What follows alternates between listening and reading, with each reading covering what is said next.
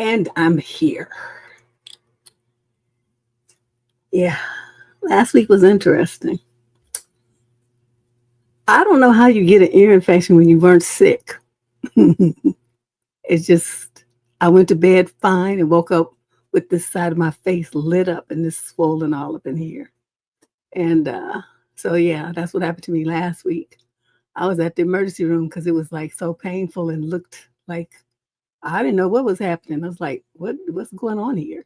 So anyway, we're going to do the column that we were supposed to do last Sunday today. And then I will be caught up. Let me switch over here. You're going to be cutting up in the chat. Oh no. Like that's something new and different. Let's get started. What we got? We got 26 questions today. I have one question as a punishment from missing last week. So let's get started. It's the relationship advice question show where people write in their questions in advance. If you want to submit a question, you do it like by following these instructions that are going across the bottom of the screen right now. It's on debsterism.com, and that's where you fill out the form and submit your question. My cousin Candace goes through them every week or so and pulls some to put into the column and emails me the document. I print it out, and that's how we do it. So I don't see the questions before I read them to you, and I don't know anything more about these people than what is in this letter. So don't ask me, okay? Don't ask me nothing. I don't know. All right, so here we go. Question number 1. The female in the 20 to 34 age group from Columbus, Ohio. Comment issue. I am furious at my husband for okay. There's one in every column. I am furious at my husband for farting on freshly folded laundry, quote, as a joke, end quote. I am almost 30 and spent most of the afternoon doing laundry, several loads, folded everything neatly on our bed. I was feeling pretty good about getting it all done. My husband walked in while I was finishing up, smirking like he was up to something. Before I could react, he literally dropped his pants and farted right on top of the folded pile of laundry. Okay. So there was like fart to towel contact. Oh my God. I just stared at him while I was stunned. He thought it was hilarious. Said I was being, quote, too sensitive and that it was just a harmless joke. But I was so grossed out and honestly furious. Those were clean clothes that I now had to rewash. I felt incredibly disrespected and it felt incredibly disrespectful and immature. He keeps brushing it off and now says I'm overreacting. I'm still livid and refusing to redo the laundry until he acknowledges how messed up it was. Am I taking this too far? Well, I'm telling you, Ash, the first thing, she put this one first on purpose. I'll tell you how I would have handled this. I would have, the towels that he farted on, I would have put them in, I would have taken the ones that he didn't fart on and put them in the drawer, and those would be my towels. And the farted on towels would be his towels. So you think it's so fun and so great and so clean and sanitary, you wash and dry your body with them because I'm not touching them. Some stuff that's been touched on with your raggedy booty. Don't nobody know where your butt's been or what's creeping and sliding out from them cheeks, and you putting it on them towels, you use them.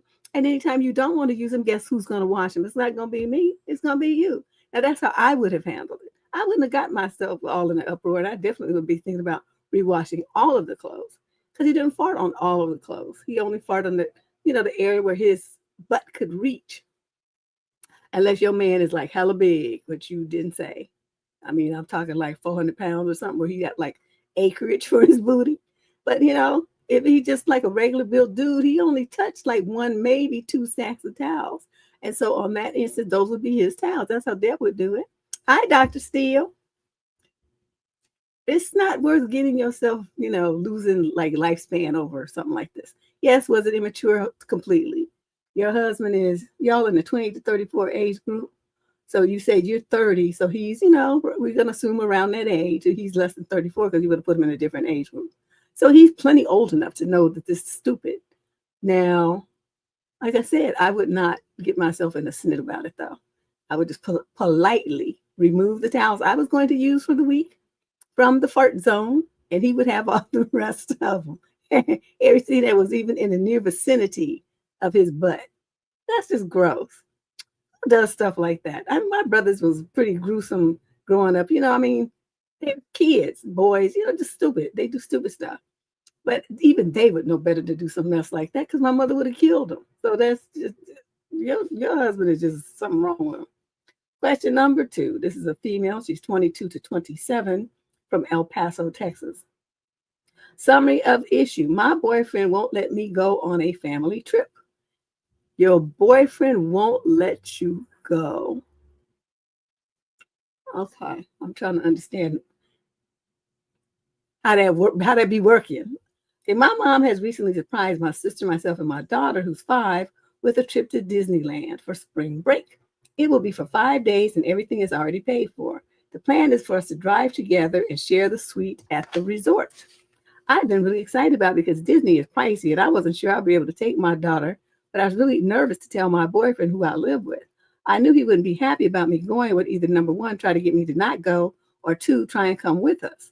I have no history of cheating on him or anyone else, but he tends to get annoyed whenever I do things without him, even if it's hanging out at my parents' house for a few hours. I have to strategically tell him about any of my plans that don't involve him, and doing something completely normal like going to get dinner with a friend or going to get my hair done turns into a stressful event because I get scared to ask/tell him because he will probably ask if I'm cheating, who I'm with, and why did I, quote, dress up, etc. And you still with him? I work from home most of the time, but even when I'm in the office for work, he does this. He has my location and always calls me when I'm away from the house. Sound like your man is fooling around and he always want to know where you are so you don't catch him. That's what it sounds like to me. I told him about the trip a couple of weeks ago, but I guess he thought I just wasn't going to go without him. And now that it's getting closer, he is telling me I can't go unless he does. He made a comment that my mom is trying to take me from him because if she doesn't, she would have just brought my daughter and not me too. But I'm obviously supposed to be a part of the experience. This is her first time in Disney. Why would you think your mother's supposed to be responsible for a 5-year-old in Disneyland? By herself? No, that's inappropriate. I really don't want him to come, but my mom already paid for everything, so I can't not go. She also knows how he gets and will be pissed if I end up canceling because of him. I guess I can't stop him from paying for a room for himself and hanging around the resort. I guess I'm just wondering how to navigate this. Isn't it normal to go on a family trip without your partner? My sister's boyfriend has no issue with her going, and honestly, my dad doesn't care because if my mom is going, it's not like we are going to party or it's really a vacation in the sense that it's for leisure and I'll be lounging around half naked all day surrounded by men. Any advice would be appreciated. I was excited, but this whole thing has tainted my excitement, and I feel like I won't be able to enjoy myself if I do go. You stupid. Let me just be blunt. First of all, when he started trying to turn that location on and stuff, you're supposed to turn that off. Dismantle it. You just take it off your phone altogether. If he's trying to call and ask you where you are, you're not supposed to tell him. You're supposed to say, that's none of your business. I'm a grown woman. I will go where I go and I will come back when I'm supposed to. If you really think I'm cheating on you and stuff, then get your shit and get the fuck out. That's what you're supposed to tell him. You don't play along with men who do this kind of stuff. Question you like this. You've given him too much power and influence and control over your life. In a situation like this, when I went, the way I would have told him, I was like, this is a girl's trip. You don't belong there. My dad ain't going. Sam or whatever your sister's boyfriend's name ain't going. And you ain't going either. It's going to be the 3 of us girls going together. Family, the females of the family are going on a trip. And you going to like it. That's what I'm saying. This is a mere boyfriend. He's an idiot. And for her to go and, be playing into it, well, I have to, and he won't let me. And all. See, this is a sign of somebody who's very weak, and he knew that. And so he has, she's bought into his control games. I don't play that. You don't tell me shit about where I'm going and what I'm doing. Nothing. Don't even ask me who's on my phone.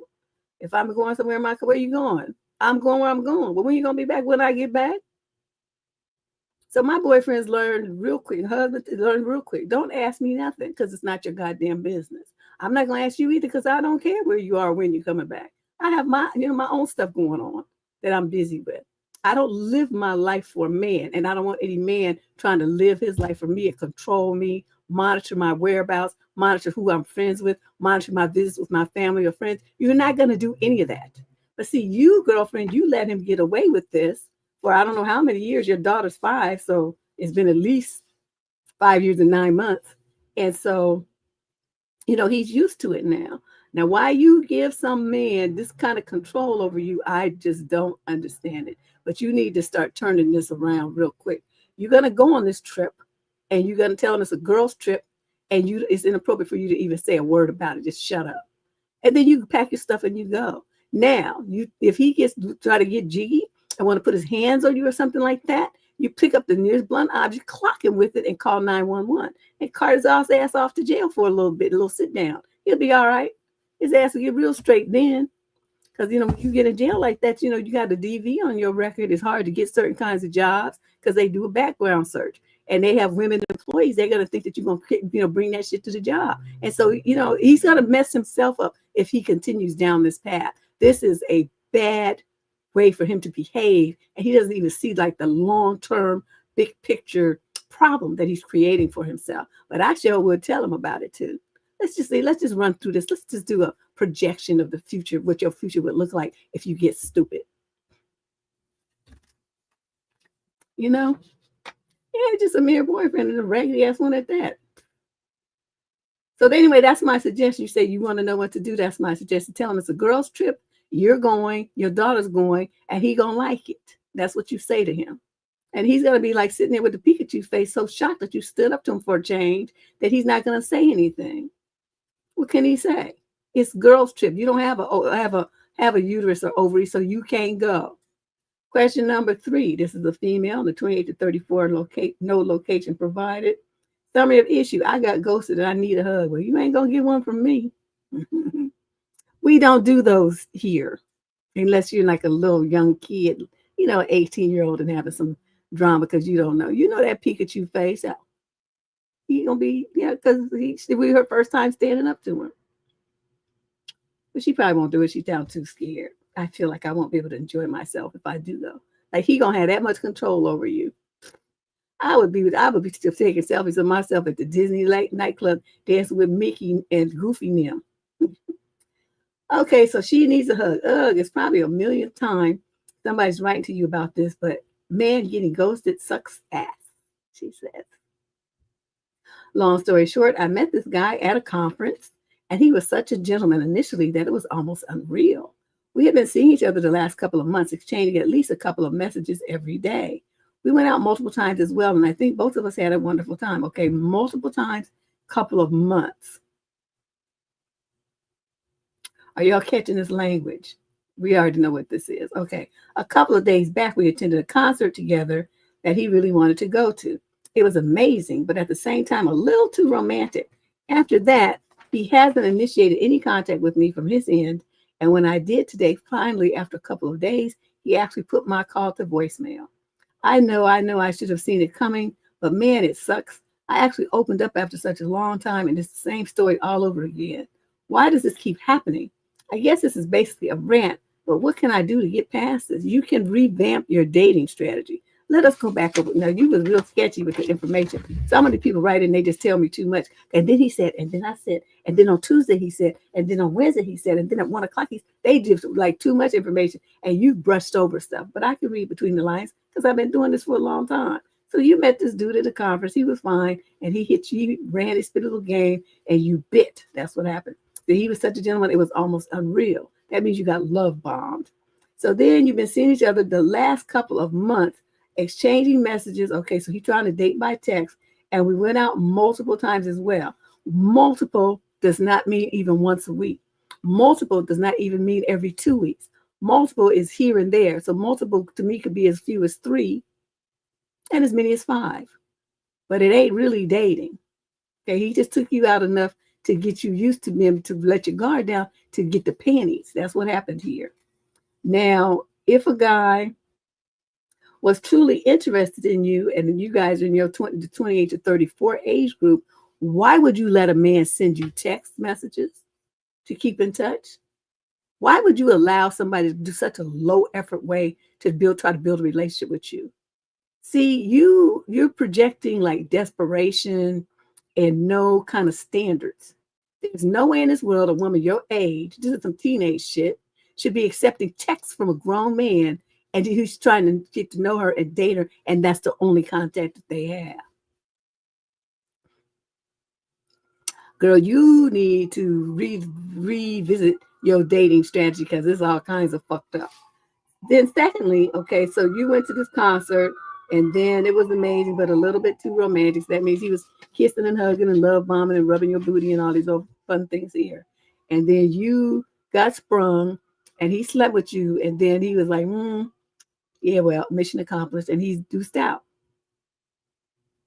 But see, like I said, you messed up because your standards were not intact. You said a couple of months and you only went out multiple times. No, if you dealing with somebody and it's something serious, he gonna be in your face 2 or 3 times a week.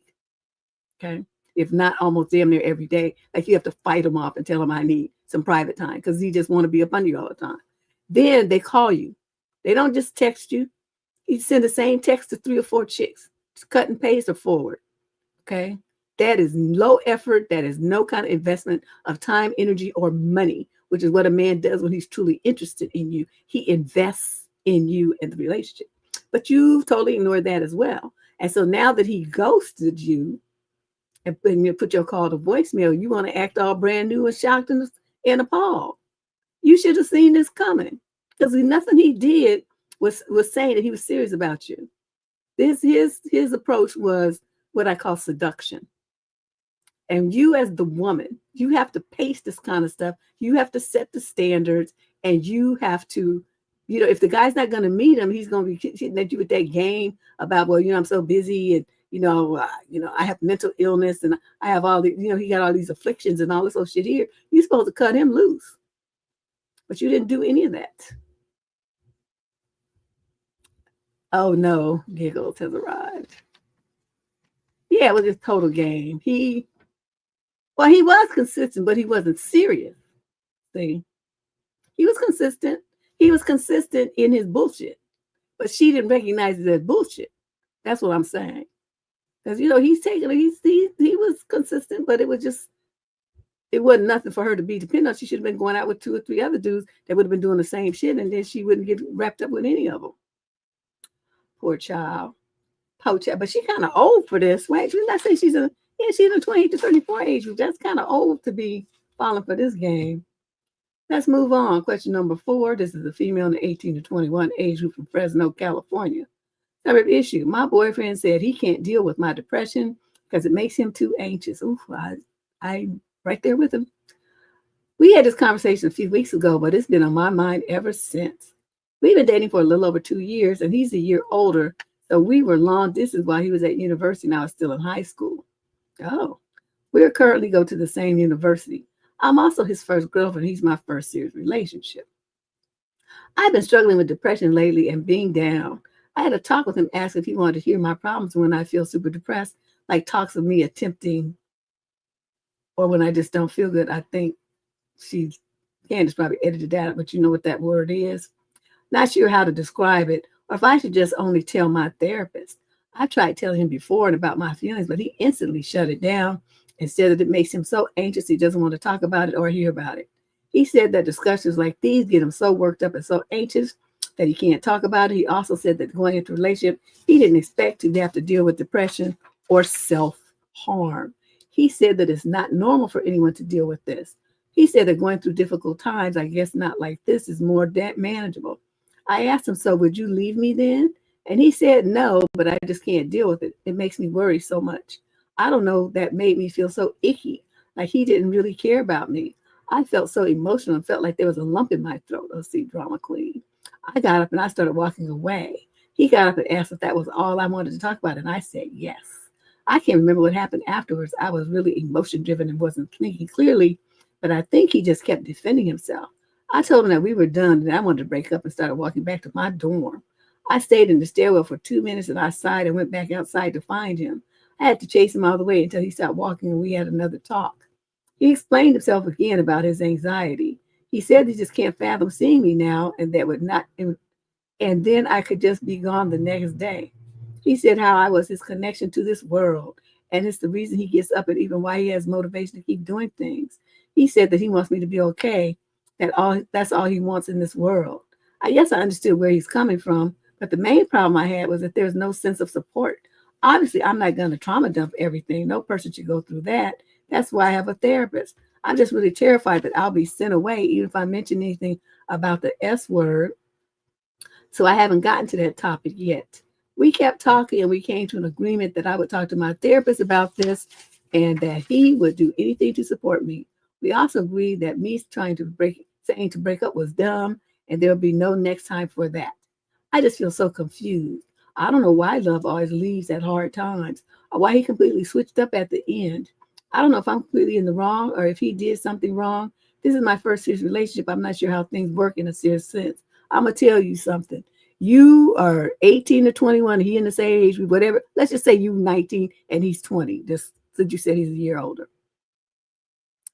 Why would you think a 20-year-old boy who's in his first relationship, a boy, has the skill set or the mental strength and emotional whatever to deal with somebody who's talking about offing themselves and being depressed? Please explain that shit to me. Where in the world is that even a fucking reality? See, you putting all this expectation on this little boy, and he's telling you, I can't do this. I'm not built for that. That's not what I expected. That's not what I signed on for. Now you talking about, is he going to leave you? And he said no. But I'm telling you, you keep down this path, he's going to have to leave you because you're a nutcase. First of all, you're 18, 19 years old. What the fuck you got to be depressed about? You haven't even done shit yet. You ain't done nothing yet. The world has not hit you upside the head and beat your ass yet. So you don't have nothing to be depressed about. You sitting up there reading such shit online and saying, oh, I'm going to be like that, just a fad or something. That's what you kids do. It drives me crazy. When I was growing up, people would have, everybody get upset and get sad and stuff like that. But do we sit around talking about depression and going to see therapists? You kids are just the most mentally weak individuals. This whole generation is just crazy. I don't know what the fuck is wrong with y'all. Get it together, okay? Get it together. Stop having pity parties and sitting around whining, expecting other people to hold your hand and whine with you and support you in your stupidity. It's not going to fucking happen. Nobody wants to be bothered with you. That's what he's telling you right now. As I get these letters every week and it just gets me, these parents need to drop kick these kids and kick that fake ass depression out of them. It's just, to me, it's attention seeking. They don't have shit to be depressed about, okay? If you have chemical problems with it, then get your ass on some Prozac or Xanax or some shit and stop this. Okay, this is stupid. But the whining is just so unbelievable. It's a whole generation of people that whine like fucking toddlers, and they're in their 20s and 30s. It drives me crazy. I don't know what this country gonna look like in the future. Yeah, they don't see these are the result of the free range parent group. Remember when the 90s when they was doing free range parenting in the late 80s? That's when that shit started. Instead of the parents putting their foot up their kids' ass and making them have boundaries and do housework and chores and stuff and making them accountable for stuff, they just let them do what they want to do. And they were like, oh well, if I just make them do it, then the police are gonna come. I told my daughter, call them and tell them to come up here. This is the address. This is my name. Tell them to come. Let's get this over with. So when they come and they leave, then you going with them. Because I'm not going to have nobody in my house talking to me crazy and doing those stupid shit like you trying to do and think you're going to threaten me with the police. Oh, no, they can come and take your little bitch ass. That's what they can do. And she was just too through with me. She didn't know what to do. But I meant every word of it. I have my boundaries and I refuse. We're not going to play that game, But these kids, they drive me crazy. So she knows she wants this little boy to be listening to her fucking problems that she created in her mind. Heifer, your biggest problem at 18 is doing your homework. Okay, and get some money for your little job, but from your little Mickey Mouse job or asking your parents for something. That's your biggest concern at the age of 18. just moved out the house. If you even moved out, you know, oh yeah, you had a dorm. So that means you technically still live at home. Your parents are paying for your dorm. Okay, so you on campus, but as soon as it's a vacation, holiday or something, you take your ass home to where your parents are. So you're still living at home. You don't have any problems. Okay, you're just making up shit. Okay, rant over. You can tell I've been holding that in. But this kind of stuff is stupid. Question number 5. This is female in the 42 to 49 age group from Phoenix, Arizona. The male 50 to 56. Turn issue. What do I do about my freeloading boyfriend? Yeah,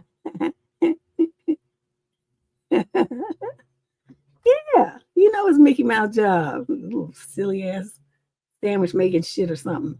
That's what kids do in college, you know. I never did fast food or retail.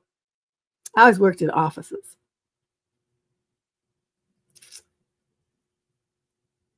I didn't have that experience. So I don't know nothing about it, but I just could not see myself doing all that work and making that little bit of money. Okay, so she got a freeloading boyfriend. I'm a divorced 44-year-old female. My partner's 51. I also have a daughter age 7. Why did you do that to yourself? You was tripping. We've been together for 6 years. He is a freelance designer. I am also self-employed and an undergrad student as well. At 44, I work very hard to maintain a reasonable lifestyle for me and my child. He has always been, quote, tight on cash, end quote, but he hasn't always actively sought out work as he says he values a peaceful existence more than money. He has even frequently criticized me indirectly by saying, quote, some people just have their priorities wrong and chase money. I'm not a materialistic person at all, but I do work hard to have financial security as much as possible. Okay, so some people just had their priorities wrong and chase money while he's living off of you and you didn't cuss him out and kick him out. Soon as them words came out of his mouth, he would have been out of my house and out of my life. You're not going to disrespect my hustle and then be trying to benefit from it, motherfucker. Get out. So, you know, I could tell you didn't do that. So let's see what else you got, what other dumb shit you did. When we first met, he was living with his elderly father for free, saying he was doing it to be close by in case of an emergency. After 2 years, we decided to get a place together as he had frustrations with his living situation, and I was keen to see the relationship progress as well as share living costs. After a year, he couldn't afford his 50% anymore, and I had to pay the entire rent out of my pocket for 3 months. See, that's when you're supposed to send him back over to his daddy's house, but you didn't do that. He promised to pay me back. He only paid about 50% after some time. I told him that I couldn't support him and that we would need to move to our own places again. He was livid and said that I was, quote, selfish and unsupportive partner. But I was not okay with being expected to support a grown man. I also have my child to think of. So from there, he had no choice but to go live with his aunt, who lived hours away, but was willing to take him in for free. I got myself and my daughter a new rental. We didn't end the relationship, though. So whenever he had to come into town for work, he would stay with me. At one point, he was in my house for 3 weeks, and I started to feel taken advantage of. When I brought it up, he said he was doing it out of love and to be close to me. But that apparently I didn't value him the same. But he contributed nothing during those 3 weeks, maybe a few months, because I just didn't make him do it. You know, cheeks so-and-sos are going to try to get over as much as they can if you let them. Fast forward to a couple of years later, and wait, years, and I broke it off with him for other reasons. But after 6 months, he reached out, and due to missing each other, we rekindled the relationship. It went extremely well for about 8 months, and then he found a decent job on top of his freelance work. He seemed to finally be getting his life in order. He was living in a cheap rental and was looking for something better. I felt that it was a good idea to consider getting a place together again. Well, you stupid. In the meantime, his lease expired and the owner wanted him out. He also quit his job because he didn't get along with his boss. He had nowhere to go but was actively searching for small rentals just for himself. But time ran out and he had to move out. And while I was away with family, he asked to just park over at mine for a night or two until he could arrange something that would stay with friends. He had a car full of belongings and nowhere to go for those 2 nights. I felt uneasy, but I permitted it as I knew he had been searching with no luck. Fast forward is now 2 months later, and he's pretty much fully moved into my house. He has taken over my workroom, which I now no longer have access to. His stuff is everywhere because my place is small. He did pay a very small amount, quote, towards rent, but in hindsight, I think this just made him feel he now has full rights to my workroom. He is fully settled in there, and he no longer seems to be looking for a place. He often eats with us for free, and obviously has access to all of my appliances and electricity. God, you're dumb. To top it off, he's often in a foul mood and seems annoyed that we are present in, quote, his space. In fact, he sometimes audibly sighs when he enters a room and I'm there when he thought I wasn't. The thing is, I feel it was a sneaky move. We did not plan this. I only actually said yes to a night or two. Also, he has pulled this stunt before, and I felt resentment building up, but I've been cold with him because I simply do not feel affection right now as I feel I'm being used. As a result, he has been cold to me too. I've been friendly but short with him. I just want him out. I love him, but I'm not being a sugar mama, and resentment is building. Am I being too unreasonable? No, you're just stupid. Also, how do I get him out? You give him eviction papers.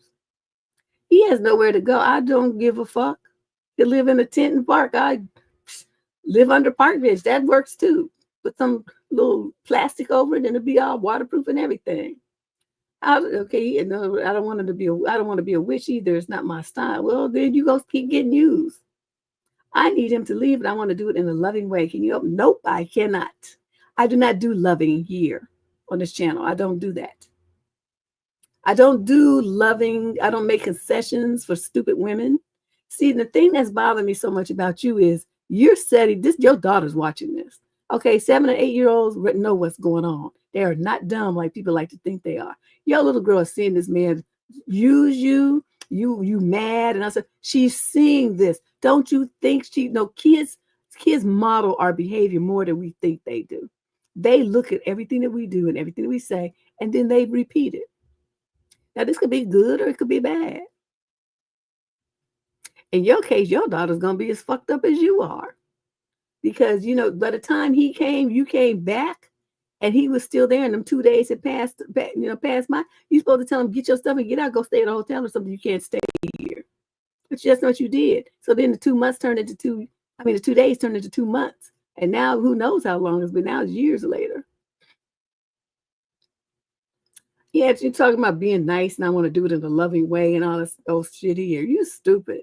I'm sorry. I can't even try to put any kind of other words on it because, you know, and you just say he's pulled this stunt before. So this ain't your first time at the stupid rodeo. And you just stay in there, just still fooling with this fool.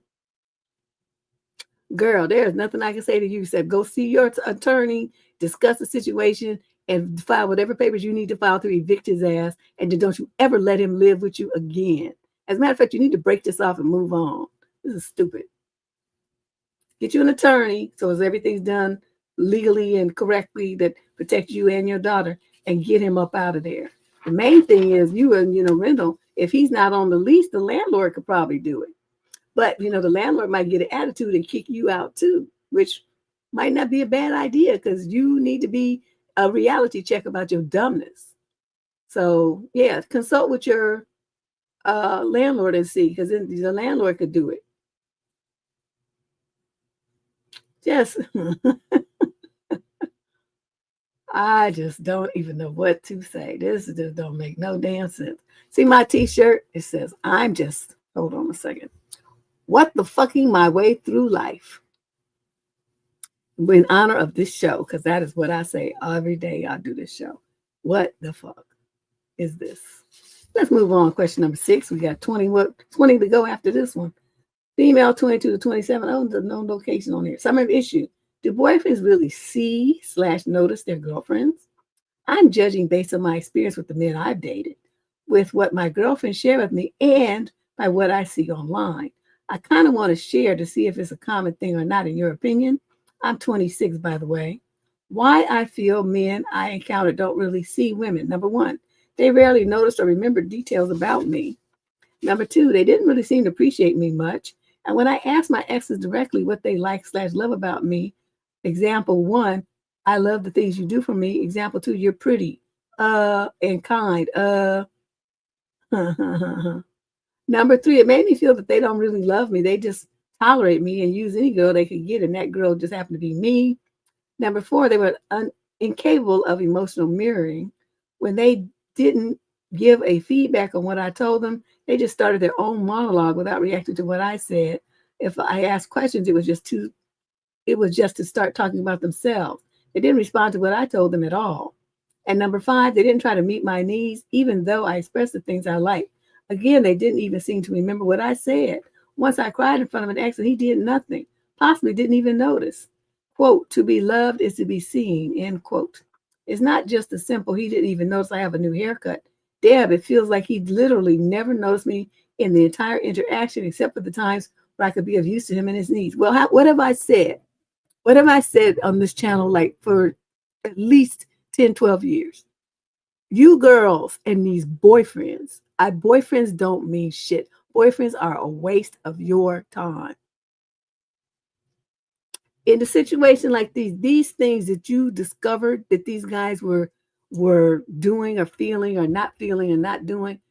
And then my question to you is, once you had this information, why did you continue to stay in the relationship?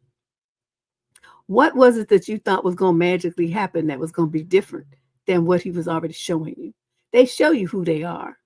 Their words can kind of trick some women who are stupid and listen to what men say. Like, I can't hear what they say because they'd be talking nothing I want to hear anyway.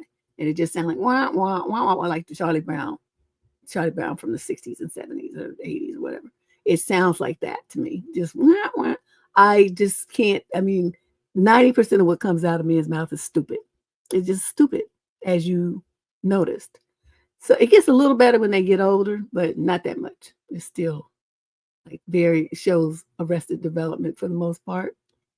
So, when you see these things, these major red flags in character, in accountability, in interest, in commitment, why would you stay in the relationship? What is it that you thought was going to happen? You need to ask yourself that. I can't answer that question for you. Because to me, like, they showed you who they were, that they really didn't give a fuck about you, wasn't the least bit interested in you. You were there for them to use as a dumpster. That's what you were there for. And that to me is all a girlfriend is. Somebody for them to screw. They don't give a shit about you, girl. They ain't doing nothing for you. And all the complaints that come in, all the disrespect you tolerate, all the cruelty, abusive words, abusive language, the thing where they ignore you, they disrespect you, they discount your feelings, they discount your opinions. They don't do shit for you. And I'm trying to figure out why so many girls are chase their tails to try to get a quote boyfriend. When you see, even if you start going out with him, that he ain't about shit, why do you continue to interact with him? What is it about these dudes that make you go crazy and disrespect yourself? It makes no sense to me. Just to tell other girls that you have a boyfriend? What sense does that make when the dude that you got in your life ain't shit? So you went around talking about, well, I got a boyfriend, and everybody can look at him and say, well, he ain't shit. I know you ain't trying to brag. So see, I like the girls, their perspective, and I have to, take these mothers into account, because you're not teaching your girls how to value themselves, how to have boundaries, how to demand respect. You're not teaching them. You don't even teach them what respect is. And so they go out, they go to college, from high school to go to college, and then they get out there in the world, in the workforce and stuff, and they don't know nothing. Okay, so then they write these letters where they're just getting just messed over big time. They didn't get the parenting that they should have had at home. You got to give your kids, you don't just feed them and clothe them. You have to prepare them for adulthood and to be able to handle the stuff that's going to come at them once they're out in the world. That's what parenting is about. You give your kids tools to be successful in life. And these kind of things are mandatory for young women to have this knowledge and these skills. And you parents are failing them miserably. And these parents of daughters. So I don't really know what to say. I mean, I do what I can on this channel, but not everybody knows about this channel. And so I can only do what I can do. Can't reach everybody. Question number 7. This is a female in the 22 to 27 age group from Oklahoma City, Oklahoma.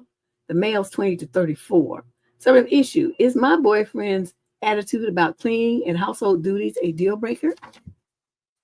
Again, with the boyfriend. I'm 23 and I've been with my boyfriend. He's 29 for a year and a half now. We recently moved in together. I'm hoping, she put an exclamation point like that's a big deal. I'm hoping to get some advice on the division of household labor and what's considered, quote, normal, as this is my first time living with a partner. First of all, I was so excited to be living with my boyfriend. Waking up in the same space every day is what I have dreamed of. And it's so nice to be able to come home and know that he will be there. That being said, we've been living together for around 3 months now, and I'm starting to realize that we have a huge difference of opinion on how household chores should be handled. Should we have discussed this before moving in together? Absolutely. And I now feel silly for not doing so. I had this mistaken impression that things would fall into place and we would help each other out and adhere to common sense cleaning practices. Boy, was I wrong. Basically, my boyfriend does not clean, like at all. I learned after the first 2 weeks that if I didn't clean up something, it would just sit there indefinitely. Mail piling up on the counter, dishes overcrowding the sink, trash can overflowing. I'm a pretty easygoing person, so I can handle clutter and not be fazed, but this is really frustrating. He seemed enthusiastic and nice enough when I asked him to clean certain things, but then he just wouldn't do it. We recently got into an argument about this. I wonder if my boyfriend's overall attitude/perspective is one that is totally unreasonable. Girl, you wrote a lot. He had to send you these long ass letters.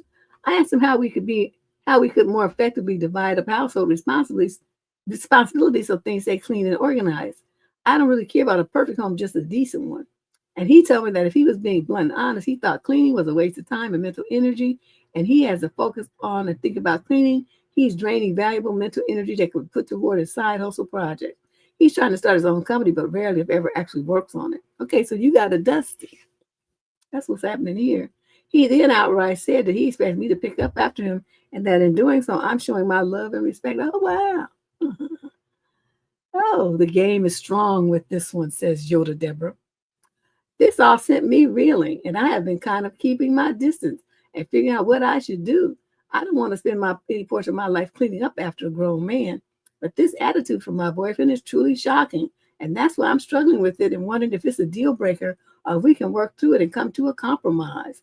I've always known and seen him as a very progressive person who actively fights against old school misogynistic mindsets and believes in a more utopian world where gender differences don't define us.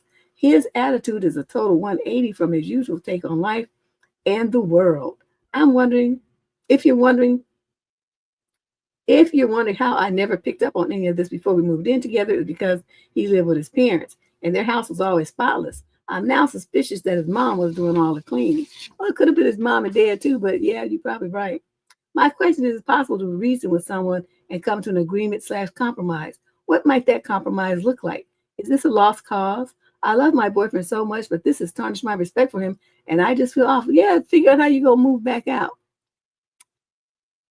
Because unless you're ready to sign on to be a bang maid and a housekeeper, then this ain't the lick. That's all that's going on here. You seeing it as all this big deal and like a prelude to marriage and shit. Why would you want to be married to somebody who talks to you like this and acts like this and has these kind of unrealistic expectations? This is a bad partner. See, you looking for somebody who's going to be, and plus it's not like he's actually doing anything. I mean, I could see it if he was putting in, he's working a job 40 hours a week and he's putting in, 30 hours a week trying to develop this side hustle, then I could see you being sympathetic to it. But the motherfucker just playing video games and watching TV and talking about his side hustle. He ain't actually doing nothing. So that's what you need to do. Figure out how long you have to stay there. If you guys have a month-to-month rental, then give your 30 days notice. If it's a lease, then you figure out when's the first day that you can exit stage left and be out of there. But in the meantime, you do not reward him with any nookie. You don't cook for his ass. You don't do his laundry. You treat him like the roommate that he is. Okay? Because he's trying to run some game, or you're gonna have you cleaning up after him like you a maid, and then screwing him and allegedly loving him and all this stuff too. On top of it, no, that's too uneven. The scales is heavily dipped in your direction, and he just up there the sky high light, and you have all the weight of responsibilities and obligations. Oh, nah. But see, this is why I would say never live with nobody. You don't live with a man. You living with a guy is like you giving him the best of being a wife, but you don't have none of the legal benefits of being a wife. You don't have none of the legal systems in place to support you, rights of a wife. You don't have nothing. You're just a mere girlfriend, but yet you're sitting up there with all this obligations and responsibility for his ass, like he's married to you. I would not even think about it, about living with no man, unless we have a written contract that spells out everything he's going to do, and I'm not doing shit. It's going to be skewed light on my side, and you're going to do all the work. No, we could do that. But other than that, I'm not living with nobody. Yeah. I'm just saying this is dude. But so many of these young girls fall for this trick. Notice how many of these letters we get. He won't clean. He's nasty. He won't even pay. Some of them. He won't do any dishes. He won't cook, and he eats my food that I buy for myself. So, I'm just not seeing where it's any benefit to them to do this. I just don't see it. It don't make no sense to me. And yet they keep doing it, and like it's a big accomplishment. I want to move in together. I want to move up to the next level. I'm like, okay, you stupid. Oh, that seems to be my theme today.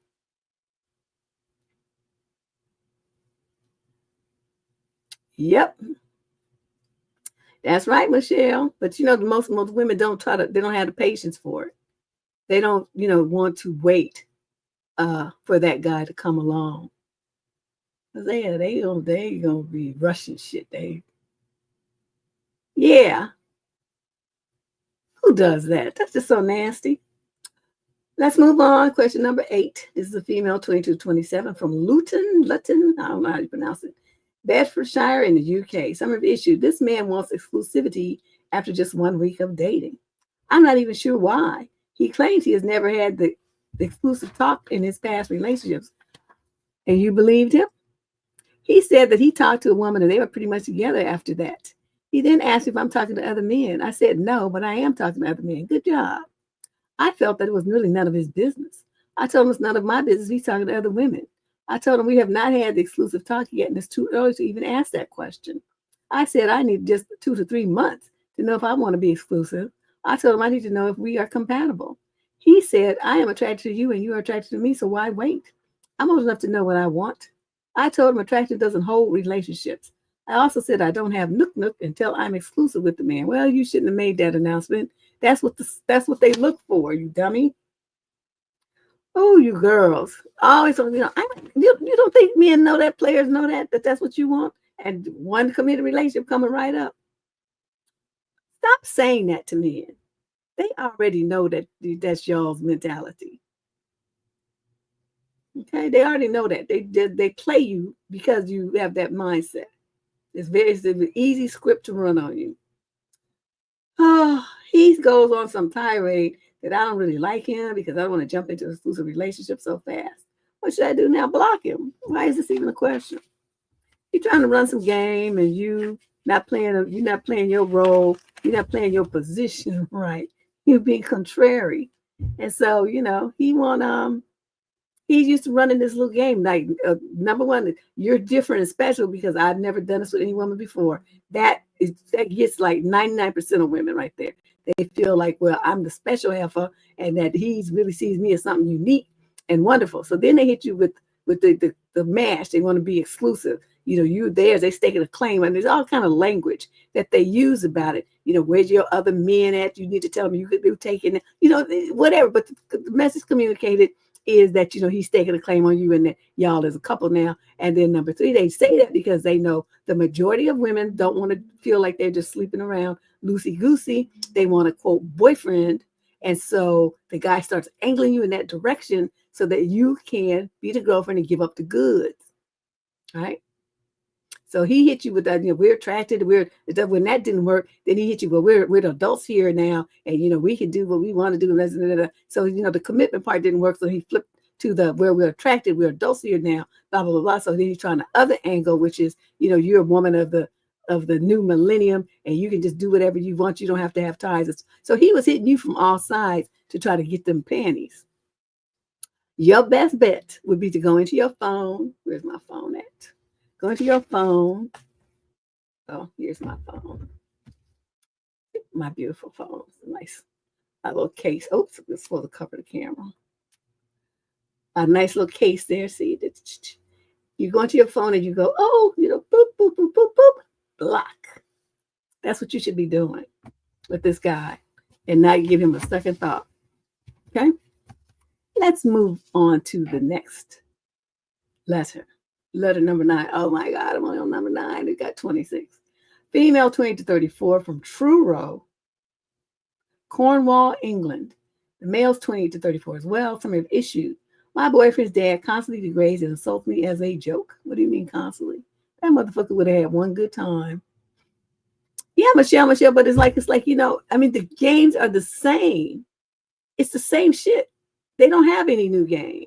So they just have new ways of playing. Like with the advent of the internet, they went from, doing it on the phone and in nightclubs and stuff to doing it online, but it's the same game. So there's no new game out here. It's the same shit. The only problem, the young girls, like I said, the older women are not teaching the young girls the games. So they, constantly streaming new victims. Okay, so let's see. So her boyfriend, I've been with my boyfriend for a year and a half. We're both 28. I'm writing because I'm genuinely tried with his dad, but I feel like I'm at my limit. His dad constantly makes comments that are degrading and make me feel deeply uncomfortable. He regularly called me, oh, bitch face. I wonder what this one is. Something with a T, it ends with a T, so it could be, he calls her the C word. I mean, he makes remarks about my eating, saying things like, you don't stop eating, you hoover food up. Fucking men, don't tell me you're eating again. Oh, fucking hell, I'm sorry. Don't tell me you're eating again. Why don't you, what don't you eat, etc. I already struggle with body image, and my boyfriend and his parents are aware of this. So having someone make these comments feels humiliating, especially when I'm a very healthy weight, toned, and work out 5 times a week. Okay, so your daddy's jealous of his son's girlfriend. It's not even about my body. It's a constant need to comment on what I'm eating. He will sometimes cook Sunday dinner and do me one too, but then berate me for eating it quickly. He also constantly comments on my appearance. He told me I shouldn't wear makeup around the house and I should wear light clothing instead of black. Before we went on holiday together, his parents sat me down and told me that I should stop wearing so much makeup. I've worn gothy, smoky eye makeup for 10 plus years because I like it. They also said I shouldn't wear makeup during the day on the holiday because it'll melt off. But told me that I could wear it in the evening. My boyfriend defended this by saying they just want me to feel more confident. Okay. When we were on the holiday, his dad was completely nasty, especially nasty to me, and I felt completely trapped in a foreign country. I couldn't even have a drink without being called an alcoholic. I felt trapped and it put strain on my relationship. He also frequently looks me up and down inappropriately. Right, see, I knew it. In front of my boyfriend, which makes me feel incredibly uncomfortable. Even their pets are scared of him. The part that's really hard to navigate is that my boyfriend is always chasing his dad's approval. Hold on a second.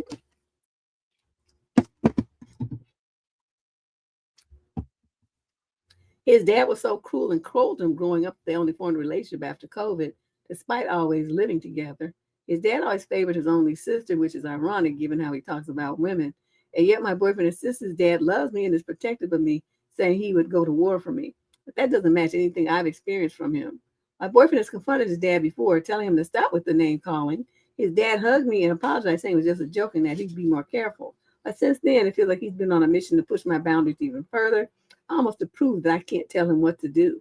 And my boyfriend told me I should expect his dad to change and that his dad shouldn't have to walk on the eggshells.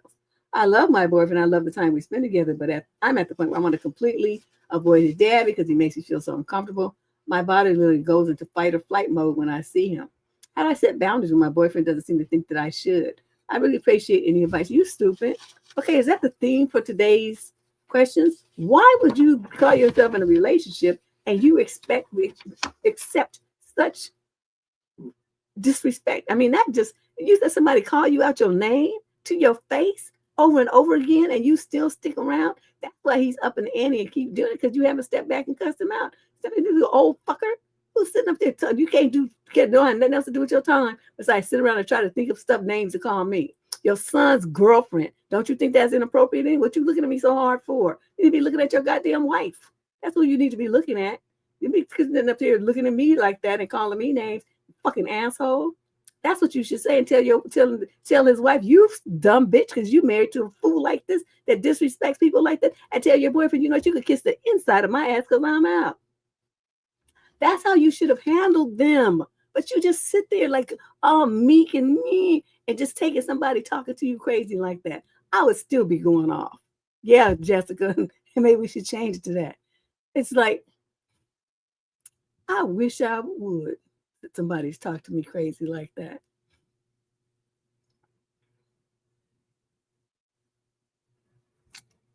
The only time I had when I was dating somebody in Texas, just remember this the same guy whose mother shot at him.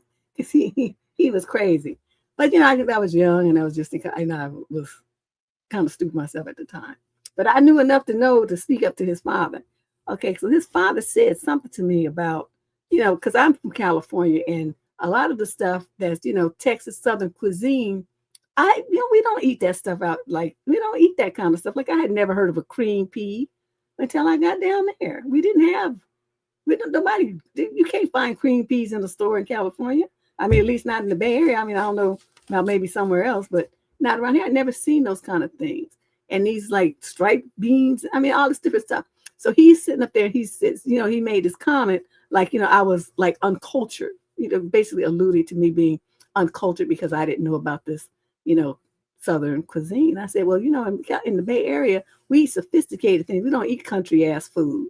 So now I'm down here in the country, so I'm learning to eat country ass food. So don't be mad. And I told his father that at the dinner table, all of 18 years old. And that man was so through, he just sat there and looked at me and blinked a couple of times. My boyfriend he just fell out laughing. And I just looked at his daddy like this, though. We ready for round two? I got my California. So he tells us that, Dad, don't mess with her because she got that California mouth and you're probably not ready for her. And so he left me alone after that. But, and we actually had a great relationship after that. But it was like he was trying me, I guess. I don't know. Never thought about it. But yeah, we got along really well after that. But he hit me with that, like trying to put me down because I didn't know something about the country ass fucking beans. Motherfucker, when's the last time your ass had some sushi? Let's talk about that. I'm not the one. I've been crazy since I was little. So it just got worse as I got older. I'm the same one that told my auntie, I told her I was 4. And she's strutting around there. And she's kind of, she was kind of large. And she walked by and I told her that she stinked and she needed to go take a bath. and everybody because everybody else had been, kind of holding their breath when she walked by. And nobody really wanted to say too much. But I just flat out told her, you stink, you need to go take a bath at 4. So, it's all that's going to happen is my vocabulary has increased. So now I have, more ways to tell you that you stink and more ways to tell you that you're stupid. And I can use bigger words. That's all that's happened. Let's move on to question. Oh, we're talking about her. So she's question number 9. So yeah, that's how I would have handled that. At this point, the only thing that you can do is to leave this man alone. And then in the future, please have better respect for yourself. That when someone tries to talk about you in a negative way, you stand up and you fire back. My motto on this channel is match energy. So whenever somebody does or says something to you, it could be something good. It don't have to be good. I mean, bad. But if they do something bad, you still match their energy. If they're treating you really nice and stuff, you match that energy. If they're treating you all kinds of fucked up, yeah, shit, girl, because that must have been supremely funky for me to say that. I mean, I don't really remember that, but yeah, that's like one of the stories in the family. And that's the same aunt I told she was threatening me she was going to beat my butt because I was doing something bad. And I told her, well, I'm tired of you talking about it. Why don't you do it then? I'm still like that. Don't tell me, show me. I'm still like that. So, you see your personality is pretty much set at 4 years old. That's what I learned from these stories that my family likes to tell. And she told my little ass up too. That would, I guess I didn't plan on that part. I thought she was going to keep on selling wolf tickets. She snatched my ass up and beat my ass. But whatever. That was then and this is now. Okay, so let's move on to question number 10. This is a female 65 plus from Rochester, New York. So an issue, and some men wonder why women don't want to get with them. Deb, not even 10 minutes ago, I was walking down the street minding my own damn business. Some dude walks up to me and blocks my path. I try to get around him. He shifts his body to still block me. He says, hey, mama, I just want to get to know you. I ignore him, and luckily I zip around him. I walk the same path moments later. Dang, he's now on the street corner, the one where I have to cross the street. I breeze by him again, and again he starts saying about how fine I am and how he wants to, quote, get with me. Deb, I am 67 years old. I'm wearing a mask. My hair is up, no makeup on. At that point, I had it. I swung around. I said, who the hell do you think you are? You have no idea if I'm married or otherwise attached. You just don't even give two hoots about us, women. He then went on this tirade about how much of a biatch, obviously not the right word, I am, and how he only wants to, quote, get with me, and how I'm a slut and the W word for not letting him get with me. Since when does not allowing men to have nook with you equal her being a S and a W? As I started to cross the street, he did too. By the grace of God, a car stopped short of almost hitting him, and that caused him to go back onto the sidewalk. I got upstairs to my apartment floor, and luckily my neighbors were out. They saw the whole interaction. The guy was still angry, yelling and cursing. You don't know what a good man is. Oh my God, the same rhetoric that they be spouting online all the time. I could make you feel so good, you dusty motherfucker. My neighbor, a married man who looks like a linebacker, pretty much told the guy to keep it moving. Eventually he did, but while still yelling and cursing. Encounters like this, not even once in a blue moon, but enough is enough to put some women off of men. And then men to wonder why women are so skittish about a man even approaching her, even to ask her for the time. You can't say, well, that was a one-time thing. Exactly. In my neighborhood, it isn't. I've lived here for 6 years, and something like this has happened probably about 3 dozen times. And this is at my age. I can only imagine what happens to the younger women. Seriously, to all the dudes out there who want to, quote, get with some woman that you saw, please don't. Don't approach us like we're some item on a grocery shelf or worse. My little example is an example of what not to do. Thank you. I've said this myself too. You know, guys have this thing where they want to, actually the guy asked me this. I'll see women that are attractive on the street, and, when I want to try to talk to them, they shoot me down. They don't want to look at me. They don't talk to me, and then they, avoid me. And I'm like, okay, so what is it about you that's so wonderful that you think that a woman that you've never seen before in your life would want to have an exchange with you?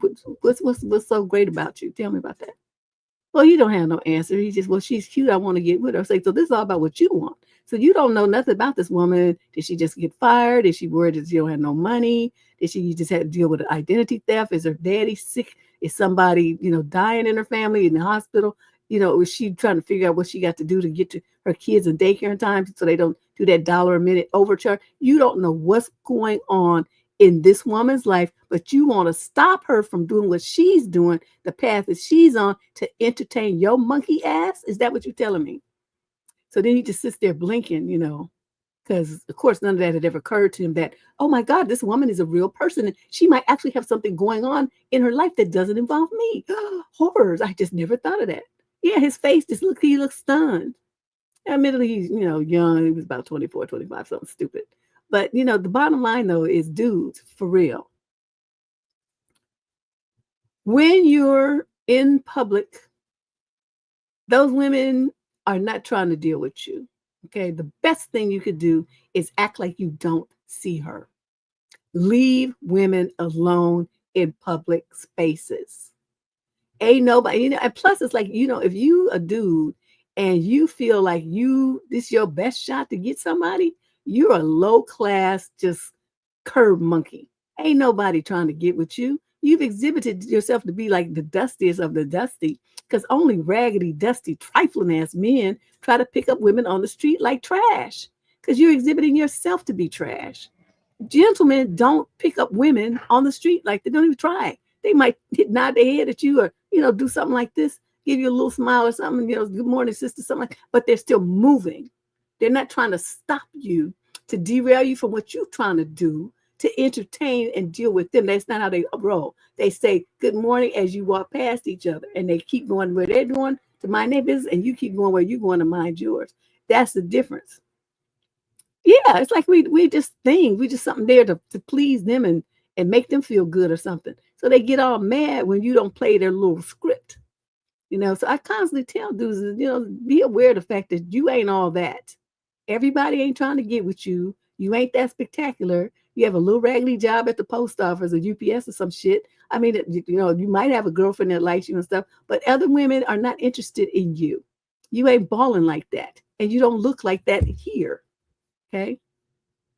You ain't the magic trap that you think you are. You like to imagine that you are. Yep. You got to have that mean mug. The little girls here in Oakland have that real good. They walk around with that ice cube scowl on their face. And then the dudes take the other approach. They'd be like, dang, sister, you could smile. It ain't that serious. You have to look. And then they step back and cuss the men out like so, but their hair be blowing back because there's so much breeze coming out from girls' mouth. So, dudes just really need the parents, again, failing on the parenting. Should be teaching your son not to accost women on the street like that. They're not in public for your son's entertainment and enjoyment. They're there doing what they need to do, trying to get to and fro their jobs, school, the doctor, their parents' house, their kids' daycare, whatever they're doing, the grocery store, the dry cleaner. They have shit to do. And it don't include looking in your stupid face. Okay? Leave women alone. What's up, DP? All on the late freight. Let's move on to question number 11. We got 26 questions today.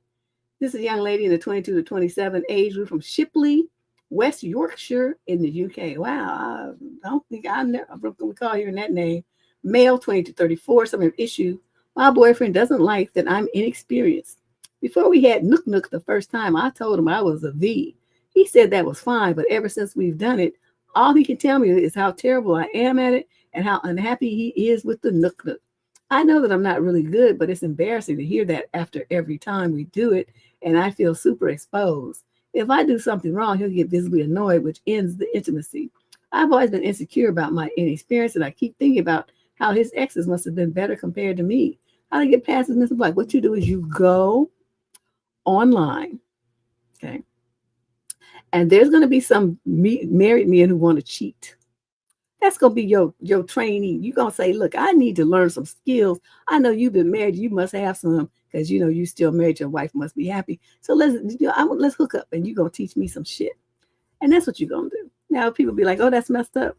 You're encouraging cheating. Guess what? Whether he did it with her or not, he was still going to do it. So shut up. I don't have no problem. I don't have no responsibility for his choice to put his married ass on a website. But I'm just saying, versus a single man, if you're going to try to learn some nook skills, you need to get somebody who's got some experience and who has, a steady, regular partner. You can't get it from these dudes who just bed hopping because they don't ever have to put in any real effort, any real skills. They just there to bust one and then they jump up and they gone. So they don't really learn any skills. It has to be somebody who's in a long-term or has been in a long, because it be somebody divorced too, long-term relationship. So then the chances are more likely that he has developed the skill set that you're looking for and would be the patient enough time to teach you what to do. Then what you do is you're going to go to your little raggedy boyfriend and you're going to say, well, you're right. I don't really have some skills, but I figured out a way to get some. Mm-hmm. And then you tell him what you did and see what that don't crack his fucking face. See, that's what match energy. He's cracking your face. You want to crack his. He's hurting your feelings. You want to hurt his. Because you want to say, I went to somebody who was taking patience and the skill set to teach me some shit that was not you. Do you want to try my new skills? Nah, as a matter of fact, I don't think you deserve them. And then you break up with him. But you have to do it in a way. You have to crush him first to tell him that you fucked somebody else and how good the guy was and how well how he made you feel. That's what you want to do. You want to break his fucking face. When somebody taught you like that and you don't get them back.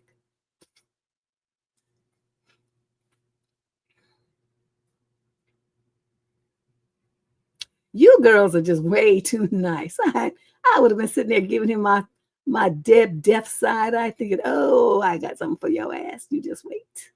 Especially if you're cute and you're young, they're going to be all over you. You're going to be able to interview the motherfuckers. Well, how much experience do you have? What would you say is your best, the thing that you did best in bed? Did you have references? You can just interview him like that. Yeah, he's terrible. He wants her to, but the thing about it is, since he's her first, what he wants to do is make her feel so bad that she doesn't have the courage to go out and be with anybody else. He wants to make her, be striving for his approval. It's mind game.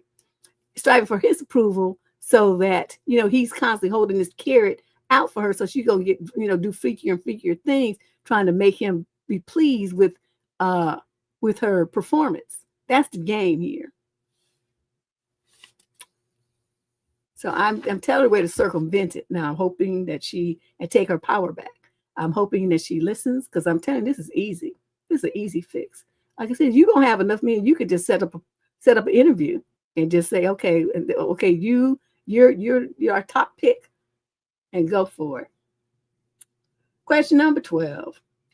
This is a young lady in the 20 to 34 age group of Cedar Rapids, Iowa.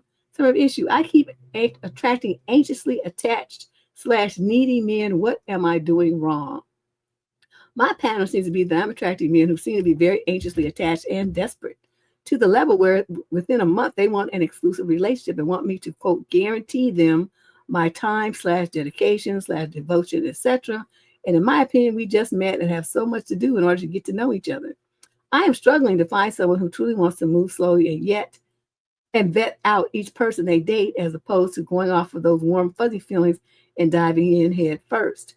In my experience, that is just the head rush that you get when you first crush on someone, and not at all indicative of your compatibility. Oh, you're smart. Oh, I'm loving this. In my opinion, I'd like to date someone for 6 months before moving into a committed relationship. Within 1 month, typically, I know if there's interest and potential for a future.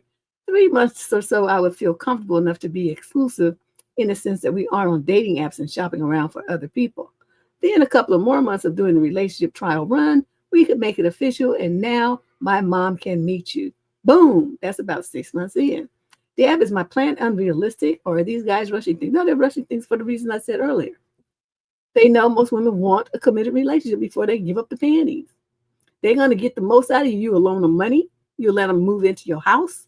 You'll help them pay bills. You do also because you're in love. You like him. You want to be with him. And so that's the game that they run. They want to try to rush you into a commitment. But you're smart enough to not let them do that. And I love it. You're listening. You listen. As I've said that over time, women determine the pace of the relationship. Sure, guys don't want to go directly to the mattress. I mean, what man doesn't? I mean, there's some that don't, but for the majority that they do. And so that's on you, though. You say no. And if you say no and he keeps pressing, then you say block, because he's not respecting your no. This is not a discussion. This is dictatorship, and it's my way, because I'm gonna be the one who's vulnerable to pregnancy and all the other stuff that happens, to women. I'm not gonna put myself in that position until I feel sure that you are the man that I need you to be. And if you can't wait, then fuck you, get out of here. Okay, it's just that simple to me. I don't understand why more women don't understand that. These dudes, they ain't about nothing anyway, so what's the big deal?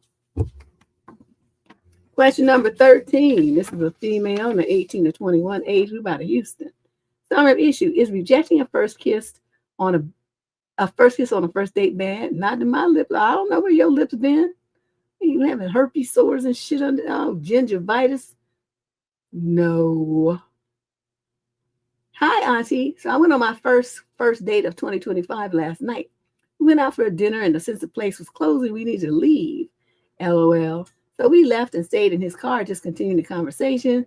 And the conversation was so good. We were getting along and bantering. And he asked if he can kiss me, which I said no, because I prefer to not kiss on the first date. And I like to do it when I feel like it's the right time.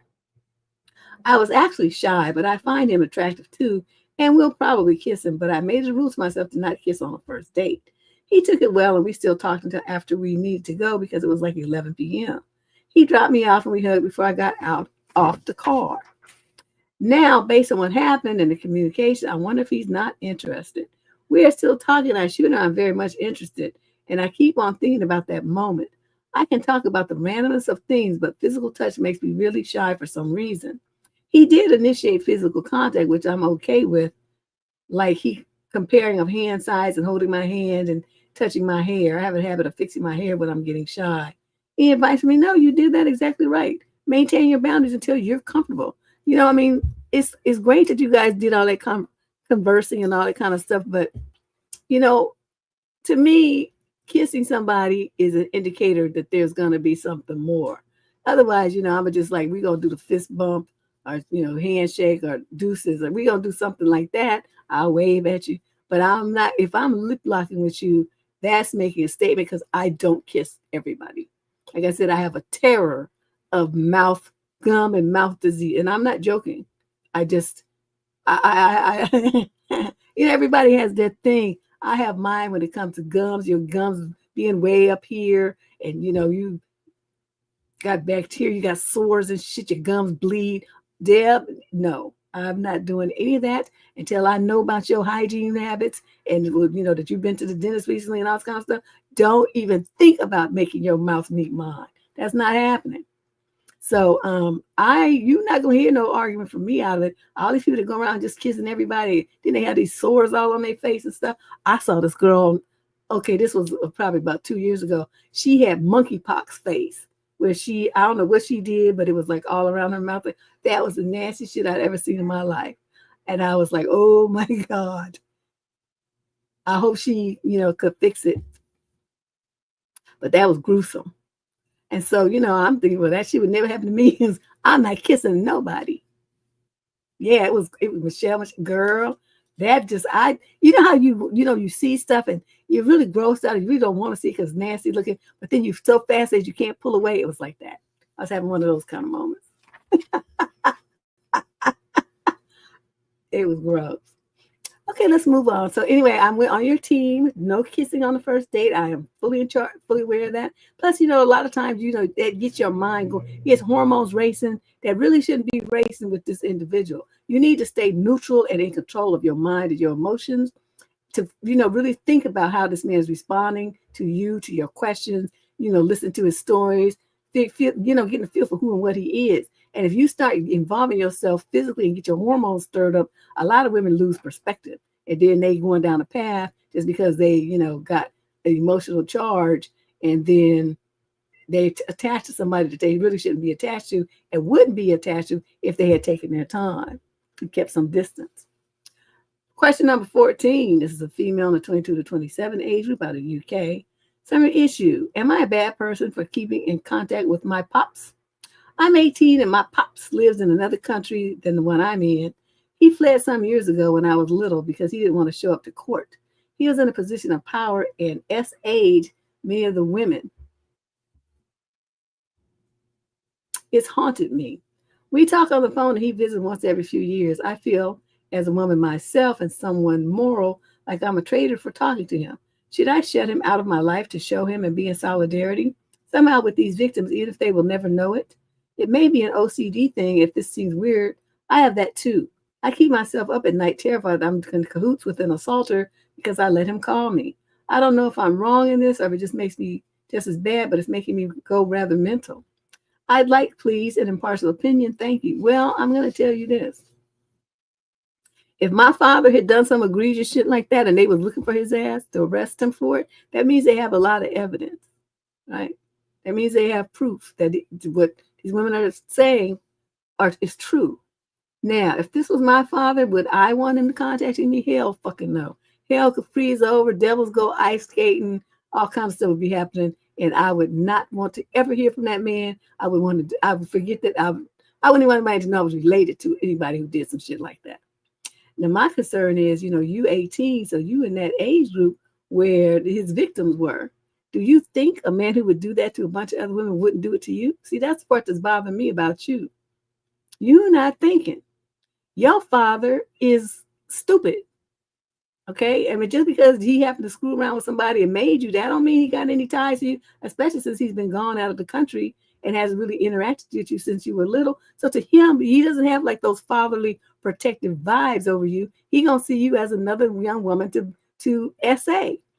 And you just not even thinking clearly. You need to cut off all contact with this rogue man. I don't care if he's your biological father. That was an accident of nature that you had nothing to do with. Your mama made that gross error in judgment, but that don't have shit to do with you. Okay? Stop. Block him from you. Change your number or something. Hopefully he don't know where you live, so he won't be showing up at your house. This is terrible.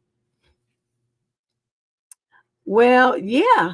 That's it. He's a predator. And what, like I said, my concern is she's now approaching that age group of the young women, in the workforce that he attacked. And since he does not have any kind of real emotional tie to her father-daughter tie, it's like she's not thinking that she could be his next, his next victim. Well, that's where my mind went to it. So I'm going to suggest, like I said, that you wake up and realize the hot message to put yourself in, trying to be loyal to some motherfucker that wasn't loyal to you. He left your ass.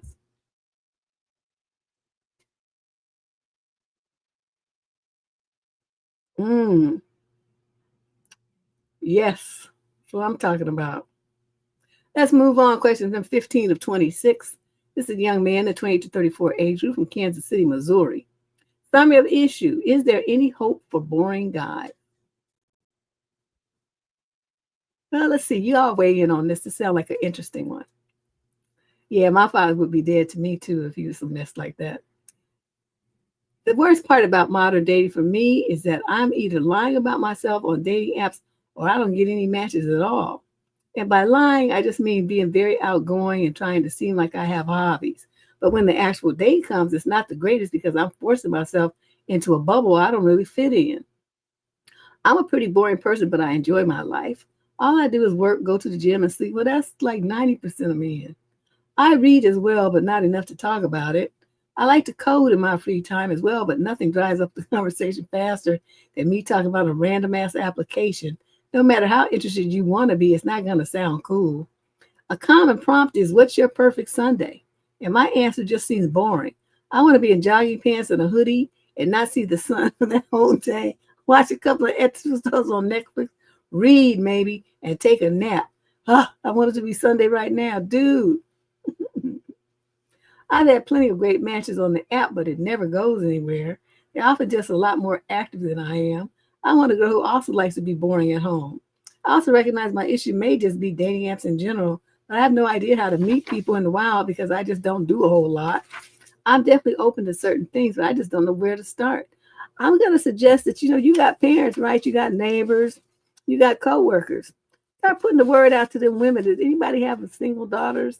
This is who I am. So it has to be somebody who's, really low key and not super active like me. That's not my lifestyle. So if they like to rip and run and do stuff, we're not going to match. But I'm looking for somebody who's got like a slow pace like me. And see what they say. You got a whole vast network of people. You're young. If you're like in your school, you got your friends, parents. You got your teachers and their affiliations or some groups that you belong to or something. They always have mentors and sponsors and all these kind of stuff. You put the word out that you're looking to meet somebody and you want somebody that they would, do they have anyone to recommend that you talk to? And they can, you're not the kind of dude that's going to cause a whole bunch of problems in nobody's life because you don't do shit. So that's the kind that would, honey, I'm telling you, naps. See, wait a minute, giggles. When I was little, in the kindergarten and nursery school or whatever, and they used to make you pull them little cots out, and make you lay down and take a nap. I never want to take a nap. But they said, well, you don't have to take a nap. You don't have to go sleep, but you have to be quiet. They had quiet. So those kids would be able to, and I'd be making fingers, and telling myself stories in my mind about my fingers with characters and stuff like this. I didn't go to sleep. Now I wish I could at work had a cot that I could pull out and take a nap in the middle of the day. I used to wish that all the time. But I'm working home a lot, so I go out for my meetings and whatnot. But other than that, if I'm tired, I'm like, let me take a rest. I go lay down on the couch, go to my bed. I don't even lay on the floor. I don't care. I'm like out cold. It's got me in trouble a couple of times because I missed the show because I slept through it. But it is what it is. I must have been tired. Question number 16. This is a female in the 22 to 27 age group from Toronto, Canada. Summary of issue: change without an apology. They say that an apology without change is just manipulation. But what about change without an apology? My boyfriend and I broke it up for over a year over some bad decision that he made that resulted in me walking away.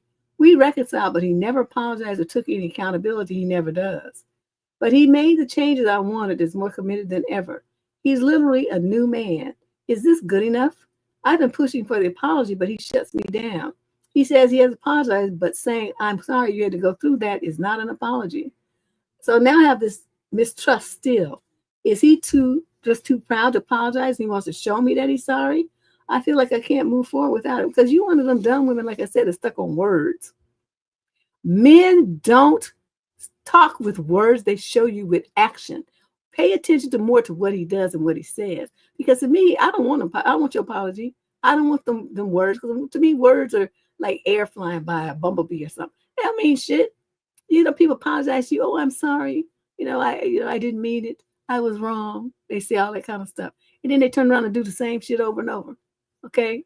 I would rather see you change that shows me that you're sorry, you recognize that the shit was fucked up, and you're gonna make sure that you don't do that to me again. I would rather see that. And you're the opposite. You don't want to see it. You want to hear the words.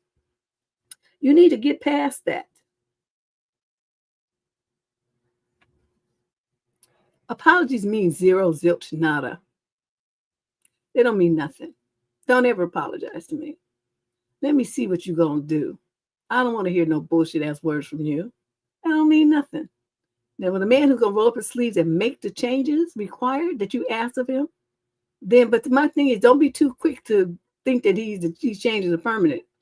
Because people put on their game face for 90 days, 60, 6 months, something like that. Let's see how he is about a year later. Let's see what happened. Well, some bad decisions with an S. So it could be some shit he did with money. It could be something he did with D's. It could be a whole bunch of stuff. We don't know. She put an S on there, so it's hard to know what it is. Gambling, you know what I mean? It's so many things it could be, but I don't really want to guess. I just want to see. She said he's making a change. So, but I want her to make sure that it's really a change that's permanent and not just some tool of manipulation. Question number 17. This is a female 18 to 21 from Calgary, Canada. Summary of issue. My significant other pooped in my bed. Okay.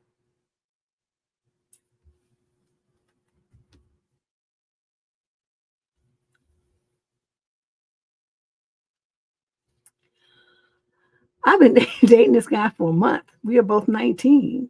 We met on a dating app and things were going good. I was a few months out of a toxic relationship and was iffy about dating, but I decided to give it a try. And so far it has been great.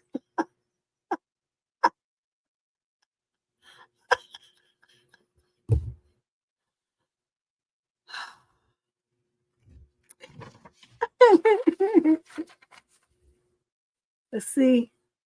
I know. I'm trying to imagine how stupid would I act if I pulled the blankets back and saw a big shit stain in my bed from I just burn that whole mattress. I'd be like, look, Goodwill, come get this shit out my house. I don't want this anymore. But then let's see what happened. Except after intimacy a few weeks ago. So she didn't break up with him right away. Okay. I awoke in the morning after he went home to find that there were several brown streaks on my sheets where he was during intimacy. I, of course, was horrified. I immediately washed my sheets and was able to send a text letting him know about it and requesting that he clean himself better, especially because I am severely prone to UTIs. This did put a damper on my view of him, but after a few more awesome weeks of dating, I was feeling more confident in my new relationship and there were no more issues until tonight. Tonight I had him over and we had intimacy, but after he left to clean up, I found a faded streak on my bed. After he left my apartment, I asked my roommates for their opinions, and they all agreed it was probably just another poop streak. What can I text him to either fix this or break it off? I am irked at this point, especially because it's such a new relationship. Okay. See, right. I'm with Ash. You taking this whole bed with you and you leaving my life. Poopy McPoop. And shut up, Michelle. Okay, parents, do better about teaching your sons how to wipe their ass. Because, and there's some dudes that they don't even want to wash their in between there because they feel like, that's homo. If they even touch that part of their body. So they don't touch it. They just feel like, well, the water from the shower ran down there with the soap in it. So that should be clean enough. Well, my thing, she said this, it's like, okay, it was faded. So that to me indicates that he didn't clean thoroughly. Now, the first one where she said, that would have me thinking, okay, what's been going on with your butthole that you at 19 can't hold in your poop? So then, because I had some gay friends and they broke it all down to me on what happens. Sometimes it's why they have to use them plugs and stuff. And so I'm like, I'd be giving him some side eye, like, yeah, what? What's really going on? Yeah. Well, he was at her house, but yeah, he would be uninvited. He would not be able to come back to my house. Like, no, motherfucker, you a little bit too shitty for me. Exactly, Ash. Not just who, but what. So yeah. Okay, so you guys listening to this, get you some of them cleansing wipes, and after you think that you've cleaned everything with the dry paper, dry tissue, use a cleansing wipe and clean them cracks and crevices between your ass so that you don't be leaving skid marks in your drawers or in your girlfriend's sheets. Just gross. That's just nasty. I know. It's just like men need to take baths sometimes. They only want to take a shower. No, you need to sit in some water. Okay, you got all that shit going on down there and you ain't sitting in no water. Get your ass in the tub. Soak that shit out of there. That's just nasty. I would be so turned off. I would never be able to look at, I would never be able to touch him again. I would just be, it would be over. Question number 18. This is a male in the 20 to 34 age group from Weybridge, Surrey, England. Weybridge, spelled W-E-Y. Never heard of it.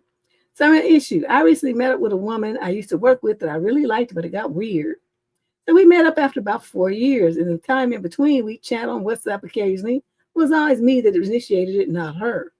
Anyway, we met a couple of weeks ago for coffee and spent a good 90 minutes chatting about all sorts of things, how time had flown by, etc. And it all seemed to go well. While there, I mentioned something about going for a drink next time, and she kind of said something about inviting others from our old firm too, which I guess was her way of deflecting the question. No, she wasn't deflecting it. She just didn't want you to think it was a date. You misunderstood. Anyway, about a week or two later, I messaged her again as she mentioned something about them looking at her contract at work. So obviously, I mentioned how good it was catching up with her, and she said that she hadn't changed, and said that she hadn't changed a bit and looked as lovely as ever. And she replied, "I got old," to which I replied, "No, you haven't." And I said, "We'll have to meet up again." And she said, "Yes, we'll do." To which I replied, "How about going out properly one night for a drink and a bite to eat?" This was met with silence until about 12 hours later, when she replied the next morning saying, "I don't have time to go out, LOL." To which I replied, "I'm sure you do, LOL, but it's nice of you to try and let me down gently." Then I said, "To be honest, I've always liked you since we worked together." Oh, you just doubling down. You can see she's blowing you off and you just going to double down. What an idiot. "I think you're stunningly pretty and a really lovely person who I'd love to get to know better. So if you ever change your mind, the offer's always there." Anyway, that was 4 days ago and she's not replied. I now know that I don't stand a chance with her and realize I'll probably never meet her again. But I feel the need to apologize. I felt I made things awkward. I was going to message her and say, "Hey, sorry if I weirded you out, me asking you out like that. But after we met up, I realized how quickly time flies by and that life is way too short not to be honest and open with people. Deb, I know I don't stand a chance with her, but she deserves happiness. I feel the urge to tell her that someone as lovely as her shouldn't be alone and that he just, and that, wait, she shouldn't be alone and that she deserves somebody that'll treat her and her kids the way she deserves. And when it happens, I hope she realizes how lucky she is. I realize I've screwed this up and will probably never hear from her again. So I just want to end properly and make sure I've told her everything I want to in the right way. Any advice, especially from the squad ladies' point of view, very much appreciated. Dude, okay. You are so focused on what you want, you totally ignored everything that she did. You acknowledged that she was like not really feeling it, and that's what she said bring the other people. That's the first sign she was interested in you. She would meet with you as part of a group, but not one-on-one. Okay, that was, she already told you that. Then you're gonna try to double down and let's meet up for a bite to eat. Instead, she already played you off and gave you the Heisman Trophy move by bringing up the other people that you're gonna come back and try to do it again. So it's like you're not paying attention to her, you're not respecting her. No, You understood what the message was, but you just chose to ignore it. And you're going to try to pressure into it. And then you want to send her a text that says even more pressure about, well, you should be happy and you shouldn't be alone. That's not your goddamn business. Okay. What she does and what she does with her life, that's her business. That's her decision. She could be alone if she fucking wants to with her kids. That's not for you to judge and make determinations about a plot and plan her life for her. Stay in your envelope. You doing the absolute most. See, if it was me and you did that to me, I would cuss you out because I already told you. And you acknowledge it like, well, I appreciate you letting me down easy, but then you come back and you're going to press her again. So see, that's the point at which you would have got cussed out. Motherfucker, I already told you I'm not interested in you. You understood what time it was. You said I let you down easy, but here you are bothering my nerves again. God fucking damn it. And then I would have just finished, then just cussed him out and told him about himself. Yeah, he's just stupid. There's nothing wrong. There's nothing worse than a stupid man.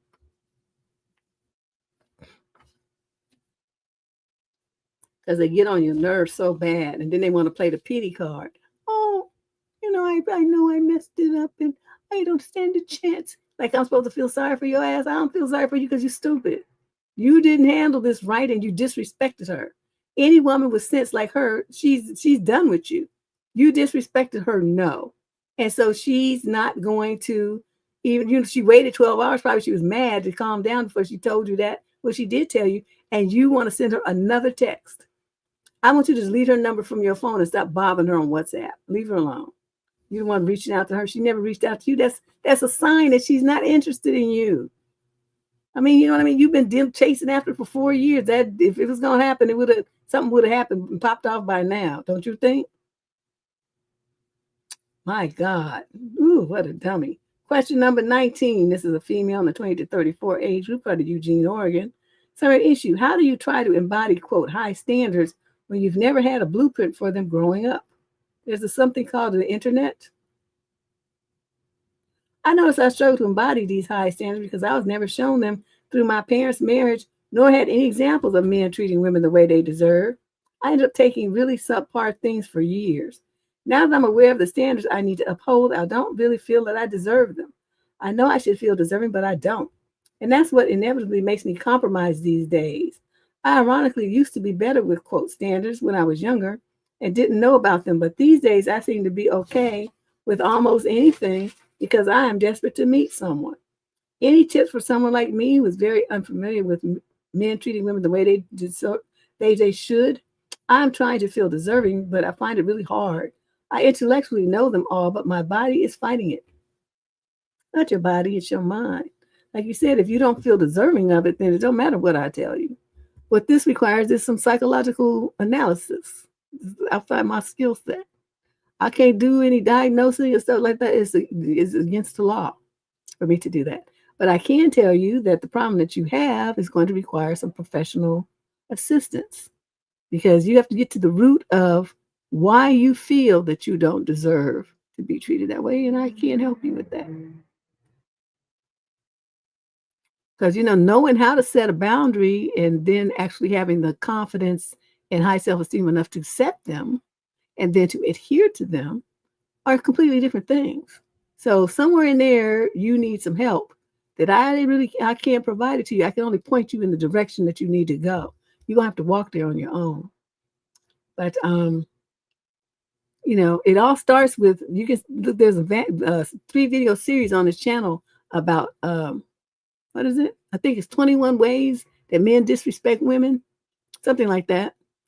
Take a look at that and it'll kind of give you an idea because I do go into some ideas for how to demand respect and what to do if you're not respected. So that can get you started at least. But, for the inner work that you need to do, you're going to need somebody to hold your hand and guide you through that mess. And I can't do that. I can only give you some tools, but I can give you some tools for once you get the confidence in yourself on how to set the boundaries. But for the foundational work, you need some professional intervention. So please find yourself a good therapist. Okay, do that.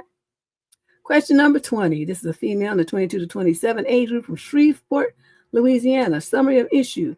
My boyfriend expressed to me an interest in sleeping with other people. Okay.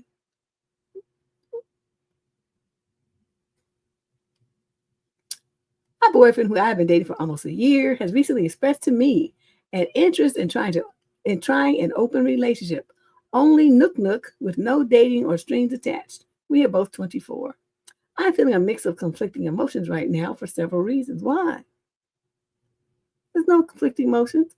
When a man tells you to your face he want to go sleep with other women, you're supposed to say, okay, do that. Bye. That's all you have to say. You're not going to have me and do that too. You get one, right? He admitted that there are at least 2 girls he's interested in and that he talks to at least one of them sometimes. He also mentioned that he has engaged in some light flirting in the past and that he considered sleeping with one of them, but ultimately didn't go through with it because he felt guilty about me. Keep in mind, I wasn't aware of any of this before he told me, so in a way, I feel betrayed.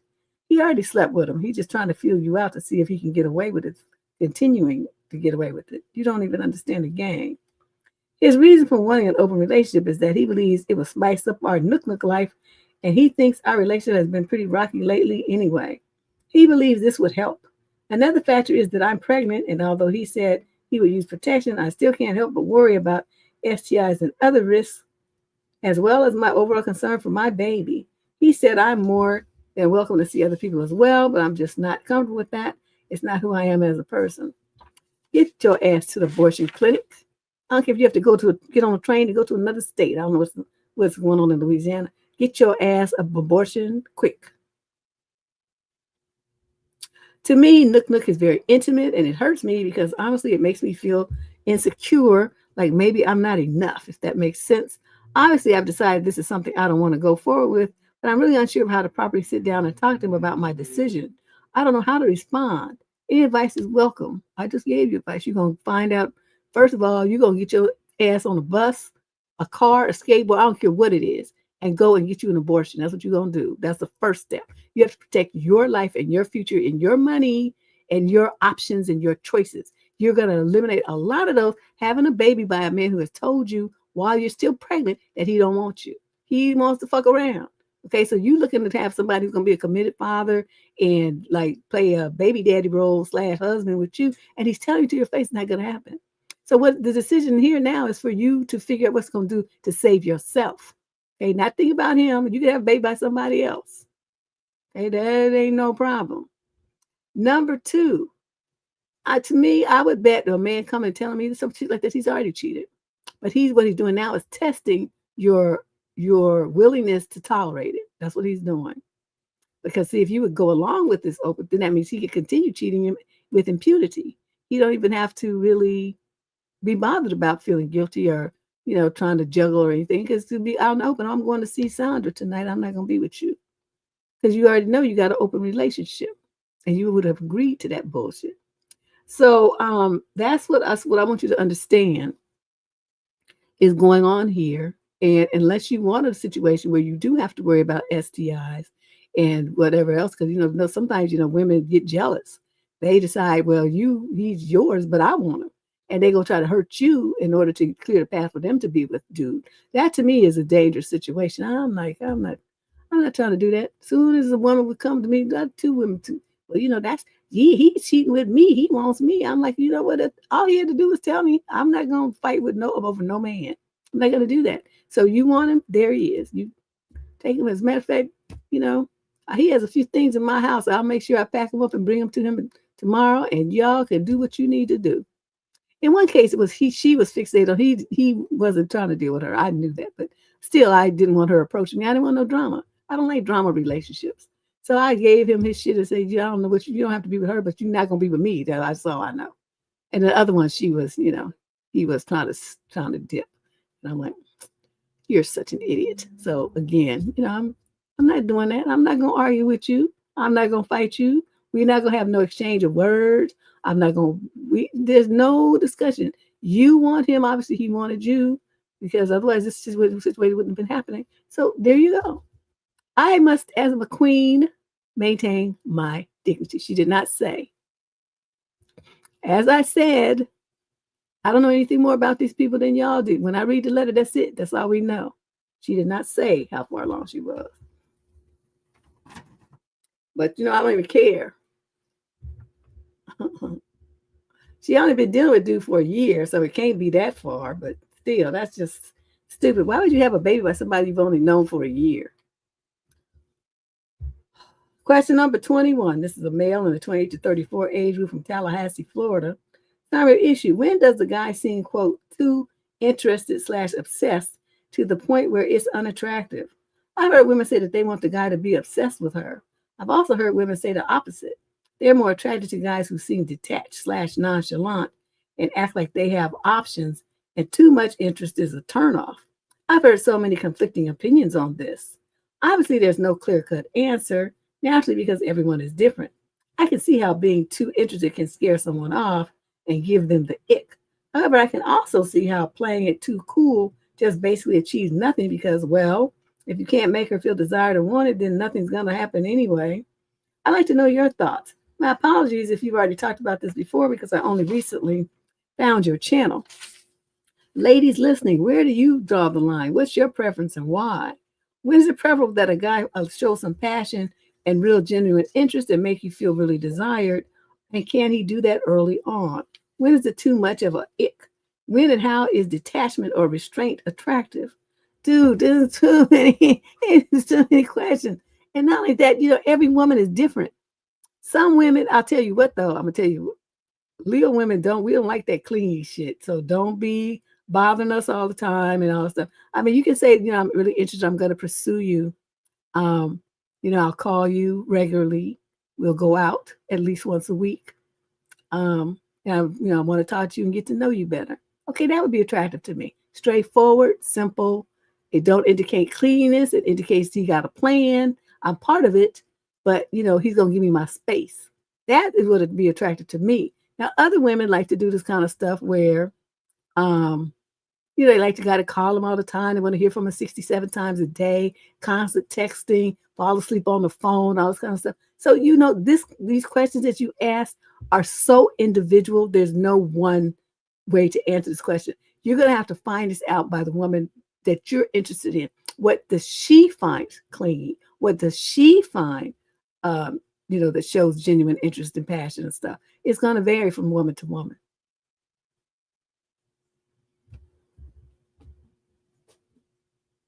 No, I sure don't. I don't want to even see you every day. That's why I haven't remarried. I don't want to, there's nobody I met that I want to look at every damn day. I don't want to wake up and see you. I don't want to deal with your snoring or your farts or your cold feet on me. I just don't, not about that life. I'm not interested. We come together, we have a good time, and then you go home and I go to mine. That's what I like. So, it's just going to depend, dude. I'm telling you, there's no one answer to this. What you're going to have to do is pay attention to how the woman that you're with responds. If she say you don't call her enough, then call her more. That means she wants to hear from you more. If you send her text and she's slow about responding, that she could just be like me. She's not a texter.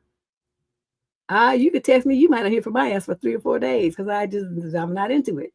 So you just, you're going to have to be very attentive to how she responds to certain things that you do. If she starts avoiding you, that means you're doing too much. Back off. These kind of things. You just have to pay attention.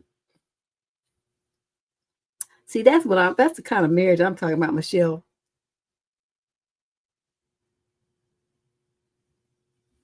They give you time to miss them. You get to think about him like, oh, he's so cute.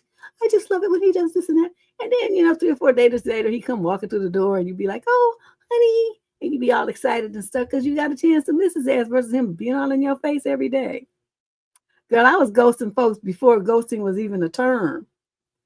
We didn't know what it was. I would just be like, oh, I'm gone. And then I would just leave. One day, when we have one of the girls' nights, I'll confess about the most vicious ghosting I did on somebody. But this is not meant for the general public. This is like just us girls conversation. I was just a savage in them days. Oh my God, I was scared of myself just thinking about it. I did him kind of dirty, but that got on my nerves though. So anyway, question number 22. This is a male in the 28 to 34 age group in Santa Rosa, California. So an issue. We see finances so differently. So I decided to look at our house and car insurance, say company X and company Y, paying the two close to $8,000 a year. Woo! So I looked at insurance company rates and decided on company P for everything. So vehicles about $2,000 a year less. House about $2,500 a year less. Wow, that's almost $5,000. I guess I've been asleep at the wheel for years. And he's put like, like shit, all the signs. And I was thinking the other half was looking out for us. So I tell her to look at the quotes I got in comment. Big dust up. I don't understand what they're saying, she says. The text is on the web pages. Then company X has been fine. We have 0 claims in 20 years. To me, all he was done is send them money so we have what the state requires to make her, quote, feel good. Dust up escalates. He's funny, dust up. I'm not going with X, Y when P is $1,500 a year less for the same coverage. Ditto for X when P is $2,000 a year less. Further conversation with her is pointless as logic does not seem to apply. Question, is insurance that complex that some folks assume standard IQ at a minimum can't figure out what cost is and what they are giving away for feel good? This same woman has no problem taking the animal bars to the vet and paying $1,000 bill. Ooh, I'm at a loss to understand if there is any logic in how to spend money. How does the woman mind process costs for things like insurance? I'm trying to be short on words here so not to bore you and everyone else that listens to my letter. Yes, you've already turned that corner several times, my brother. I'm just going to say this, you have a stupid wife. And I suggest then that, when you have somebody, you assume, okay, what would make you think that you should not have any oversight of these decisions when it's joint income? You're in California. Everything that's expenses is joint and all your credit obligations are joint and all your income is joint. Why would you put all of this in your partner's hand without any oversight or inquiries in 20 years? Why would you do that? So, I have to look at you because you're supposed to be the, quote, man of the house, and you just let shit run amok and wasting $5,000 a year on some insurance that you didn't have to have. Dude, I mean, I understand, but I'm going to put this responsibility back on you. This is something that you should have double checked as soon as she started looking for the things. You said, let me see the quotes. And then you should have got some quotes so you could compare. That's how what you finally did is something you should have done 20 years ago. Think of all the money that you saved. I could have bought a fucking house and all with the money that you saved. $5,000 a year for 20 years? That's just money up in smoke. I don't understand. But anyway, at this point, I suggest that you take over the finances because obviously your wife is stupid. Find a cheaper vet. $1,000 for an animal that you could get a replacement one at the little pound down there for $50. That don't make no sense to me. That's not cost effective. And I know people be like, well, I'm attached to my pet. Well, you can get attached to another one and still have $950 in your pocket. Okay. I don't get it. We have 2 turtles. I think I've taken them to the vet. I paid to go take them to the vet one time. One of them had an infection or something. And they're reptiles. You have to take them to a special vet. They have to go to a reptile vet. I think I paid $100. I was like, you know what? The next time these motherfuckers need to go to the vet, they going somewhere else, to the zoo or something. My daughter was like, oh, mommy. I'm like, mommy, don't waste money like this. So far they've been they've been healthy. But I just can't do it. I don't understand it. I had a friend who had something happened to her cat. Cat later, okay, she took the cat to the vet twice. That was like $2,200. And then the cat turned around and died anyway. I would have resurrected that motherfucker and said, you gonna live another 2 years so I can give my money back. I was mad for her. She didn't even understand. They want home cooked meals.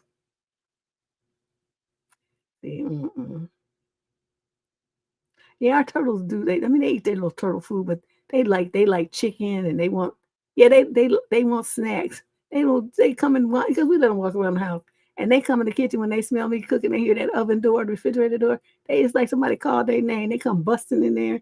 People think turtles are slow. They like tortoises are slow, but these are turtles and they are speedy. And they think it's some grub. All right, let me stop sidetracking. I'm here forever. Question number 23. This is a male in the 28 to 34 age group from Nottingham, England. Summary of issue. Is it toxic that I kind of like desperate and obsessive behavior in women? Wow.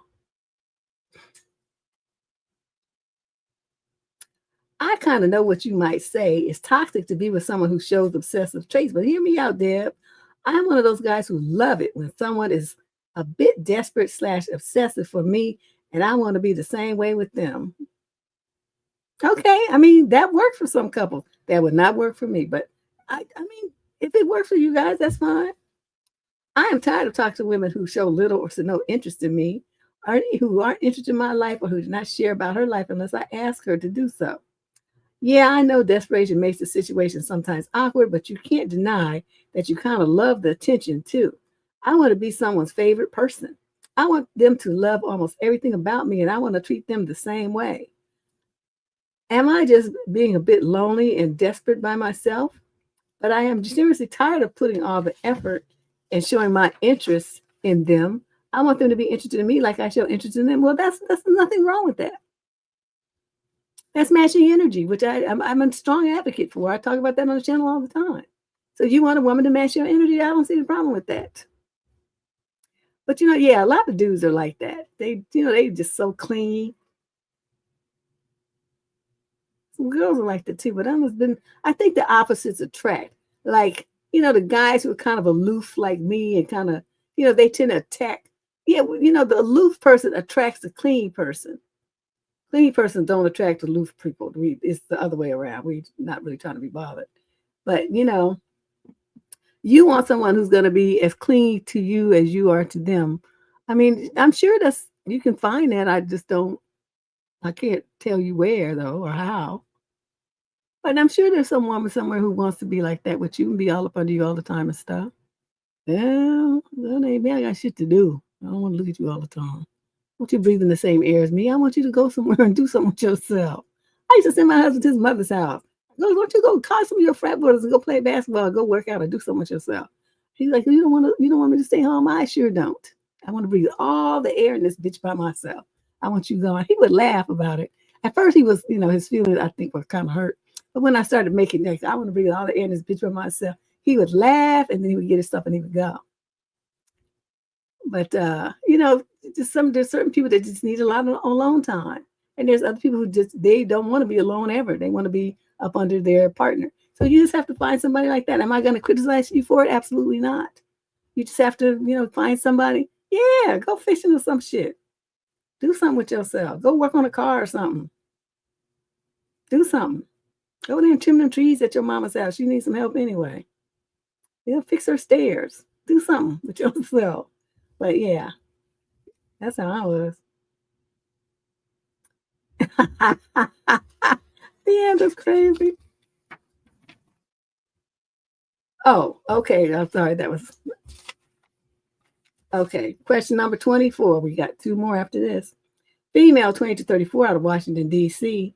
Third issue. My friend thinks I'm a bitch for asking her to leave my birthday party because she brought her a crying baby.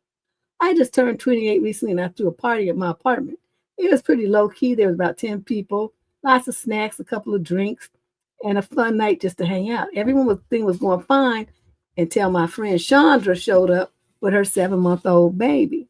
Now, I love Chandra and I know she's a mom, but I wasn't expecting her to bring the baby to the party, especially since we had planned to play games and drink and chat. The baby started crying almost immediately when they walked in, and Chandra tried to calm her down, but she was clearly struggling. At first, I thought it was just a momentary thing, but the crying continued for almost an hour. Super loud and nonstop. It was hard to hear anything over the noise, and some of the other guests were getting visibly uncomfortable. She should have had enough sense to leave. I eventually pulled her aside and asked if she could maybe step outside with the baby or take a break in the other room until the baby calmed down. I explained it was just hard to enjoy the party with the crying. She was clearly upset and told me that I should be more understanding, since she can't just leave the baby at home, and she was doing her best to keep her calm. She don't know about babysitters. She ended up leaving shortly thereafter. Now she's not speaking to me. Kanye shrugged. I feel bad because I know being a mom is hard, but I also feel like it was my birthday and I wanted to have a good time without that crying ass baby. Some people think I was rude for asking her to leave, while others think I was just trying to protect the vibe of the party. How would you have handled it, Deb? As soon as that motherfucker started crying, I'd be like, look, if that baby cries after 5 more minutes, you need to take the baby and y'all got to go. That's how I would have done. I don't miss words. Like, I paid too much money for all of this stuff and got all my friends here. Everybody's here to have a good time. We're not here to hear your screaming ass baby. So you can't stay to the party. You got to take the kid. You got to go. Well, I'll get together with you on another day, and hopefully it just be us and the baby, and then maybe the baby won't cry. But you can't ruin my party like this. So you got to go. And then she would have left, and she would have been mad, and she wouldn't talk to me, and I'd be like, oh, I never have to hear that screaming motherfucker again. Yay for me. I don't do good with crying ass kids. Yeah, but that's, so rude. Like when we would go places in our, she was a baby and we would go to people's house and stuff. I don't know. She didn't really cry though. She didn't really cry unless she was hungry or her diaper needed changing. As soon as you change her feather, she's fine. She just wasn't a screaming kid. And, she could go into environments and people be cooing and gooing over her and stuff, passing around stuff. She was just, just cool. She didn't really bother. So we didn't have that problem. Even when she got older, she was such a good kid. People used to ask me to babysit her. They well, can she come over? I'm like, I guess, whatever. And so it was an interesting experience. But this thing here, this would have made me feel crazy. She would have to get out of my house. I'm sorry. If hurt feelings or not, oh, too bad. You should have got a sitter. Question number 25. This is a male 18 to 21 from Daly City, California. Summary issue. My girlfriend is mad at me for picking up a drunk friend from a party. Yesterday night, a friend sent us a pickup to the group chat of a drink she was having. Me and my girlfriend do not drink alcohol, and we were on our homes. I guess he means in our homes. At like 1 a.m., she texted, "Oh my God, they left me alone. Can you believe?" She went to the party with 3 other people, and they just took off. The problem is, we've had some violence problems in the last few weeks, and she's in a very far off zone with bad lighting and some criminal activity going on. So I texted the group, "Yo, don't do stupid shit. You can't go back alone and more if you are drunk." She answered me that she was fine and nothing was going to happen. But last week, a couple of men followed her on her street, so I naturally wasn't buying that. So at 1:30, I got dressed and I went to where she was and obviously found her drunk. So if she's in Daly City, most likely she was somewhere in San Francisco. Yeah, that was not the lick. Okay.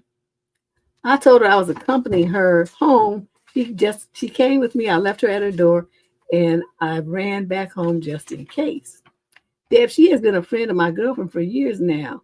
We've been together for a year. At first, my girlfriend said that she was very proud of me. She was lucky to have a man like me, etc. The problem comes when someone, I think her parents, told her, quote, "It was weird for a man and a woman to be alone at that time of night."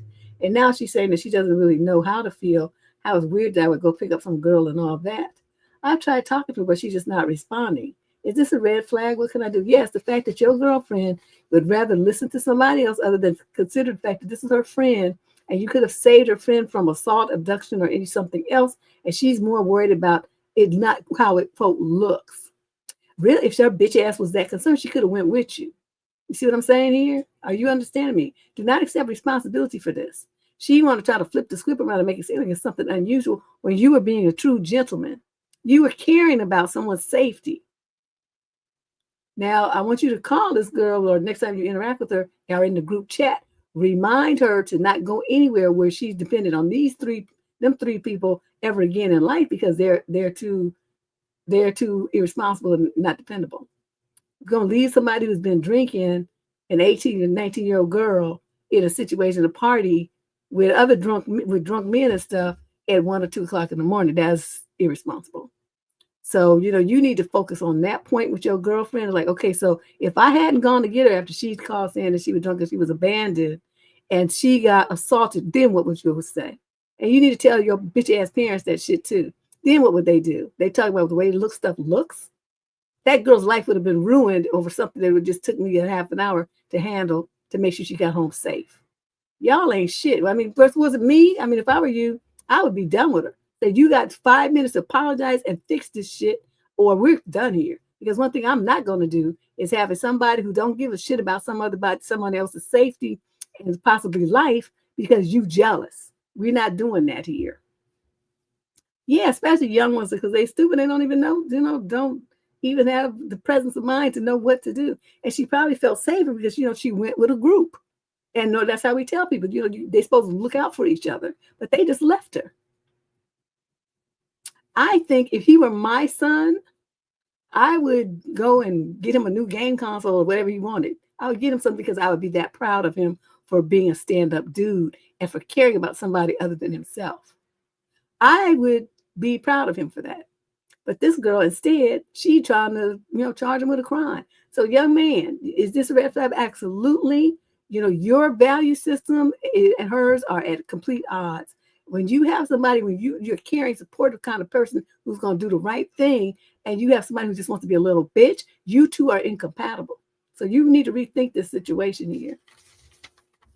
Rethink this, especially if she got that from her parents and they told her that. You don't want no affiliation with that family.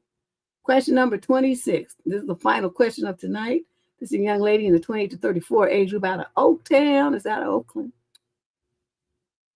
Hi, Fee. How do I get over a friend who doesn't want to date you? I've been friends with my guy friend. We're both in our early 30s for 2 years.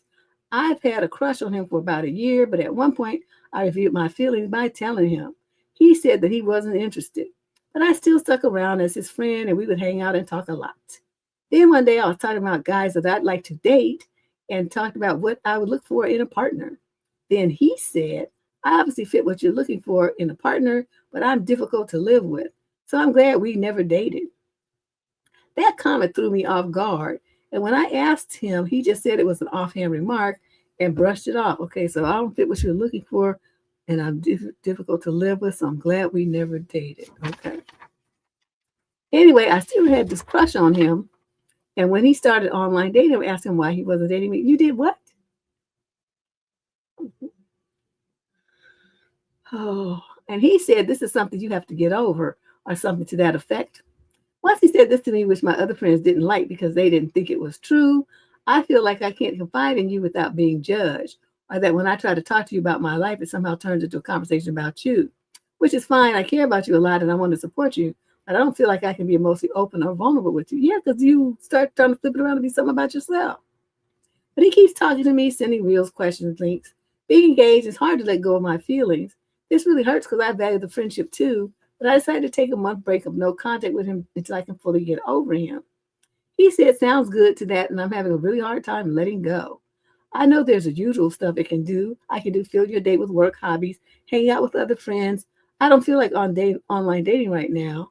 I just don't think I can muster enough strength to do it. And it's been very hit or miss anyway. What's a better way for me to wrap my head around this? I know he views me as a friend, but doesn't want to date me. Despite how compatible we are and how many common interests we have, it hurts. Well, see, what you're trying to do is think because somebody's got common interests and a friend group that's in common and you see where you are compatible, he doesn't agree with that, okay? He's not interested in you romantically. He doesn't see where you guys have compatibility and he don't feel like he has any common interests with you. The only thing he wants to do is be friendly with sending you reels and stuff, which normally people send to a whole bunch of other people too. They send you links and stuff. They send that to other people too. They ask you questions. That's with other people too. So nothing about what he's doing to you can be considered to be showing a romantic interest and him singling you out for more. That's what I'm trying to get you to understand. You're taking these kind of simple kind of things that people do as friends and acquaintances. I even used to do this kind of stuff with coworkers and stuff. Now, I had no interest in them. And but we would send each other little funny stuff and whatnot.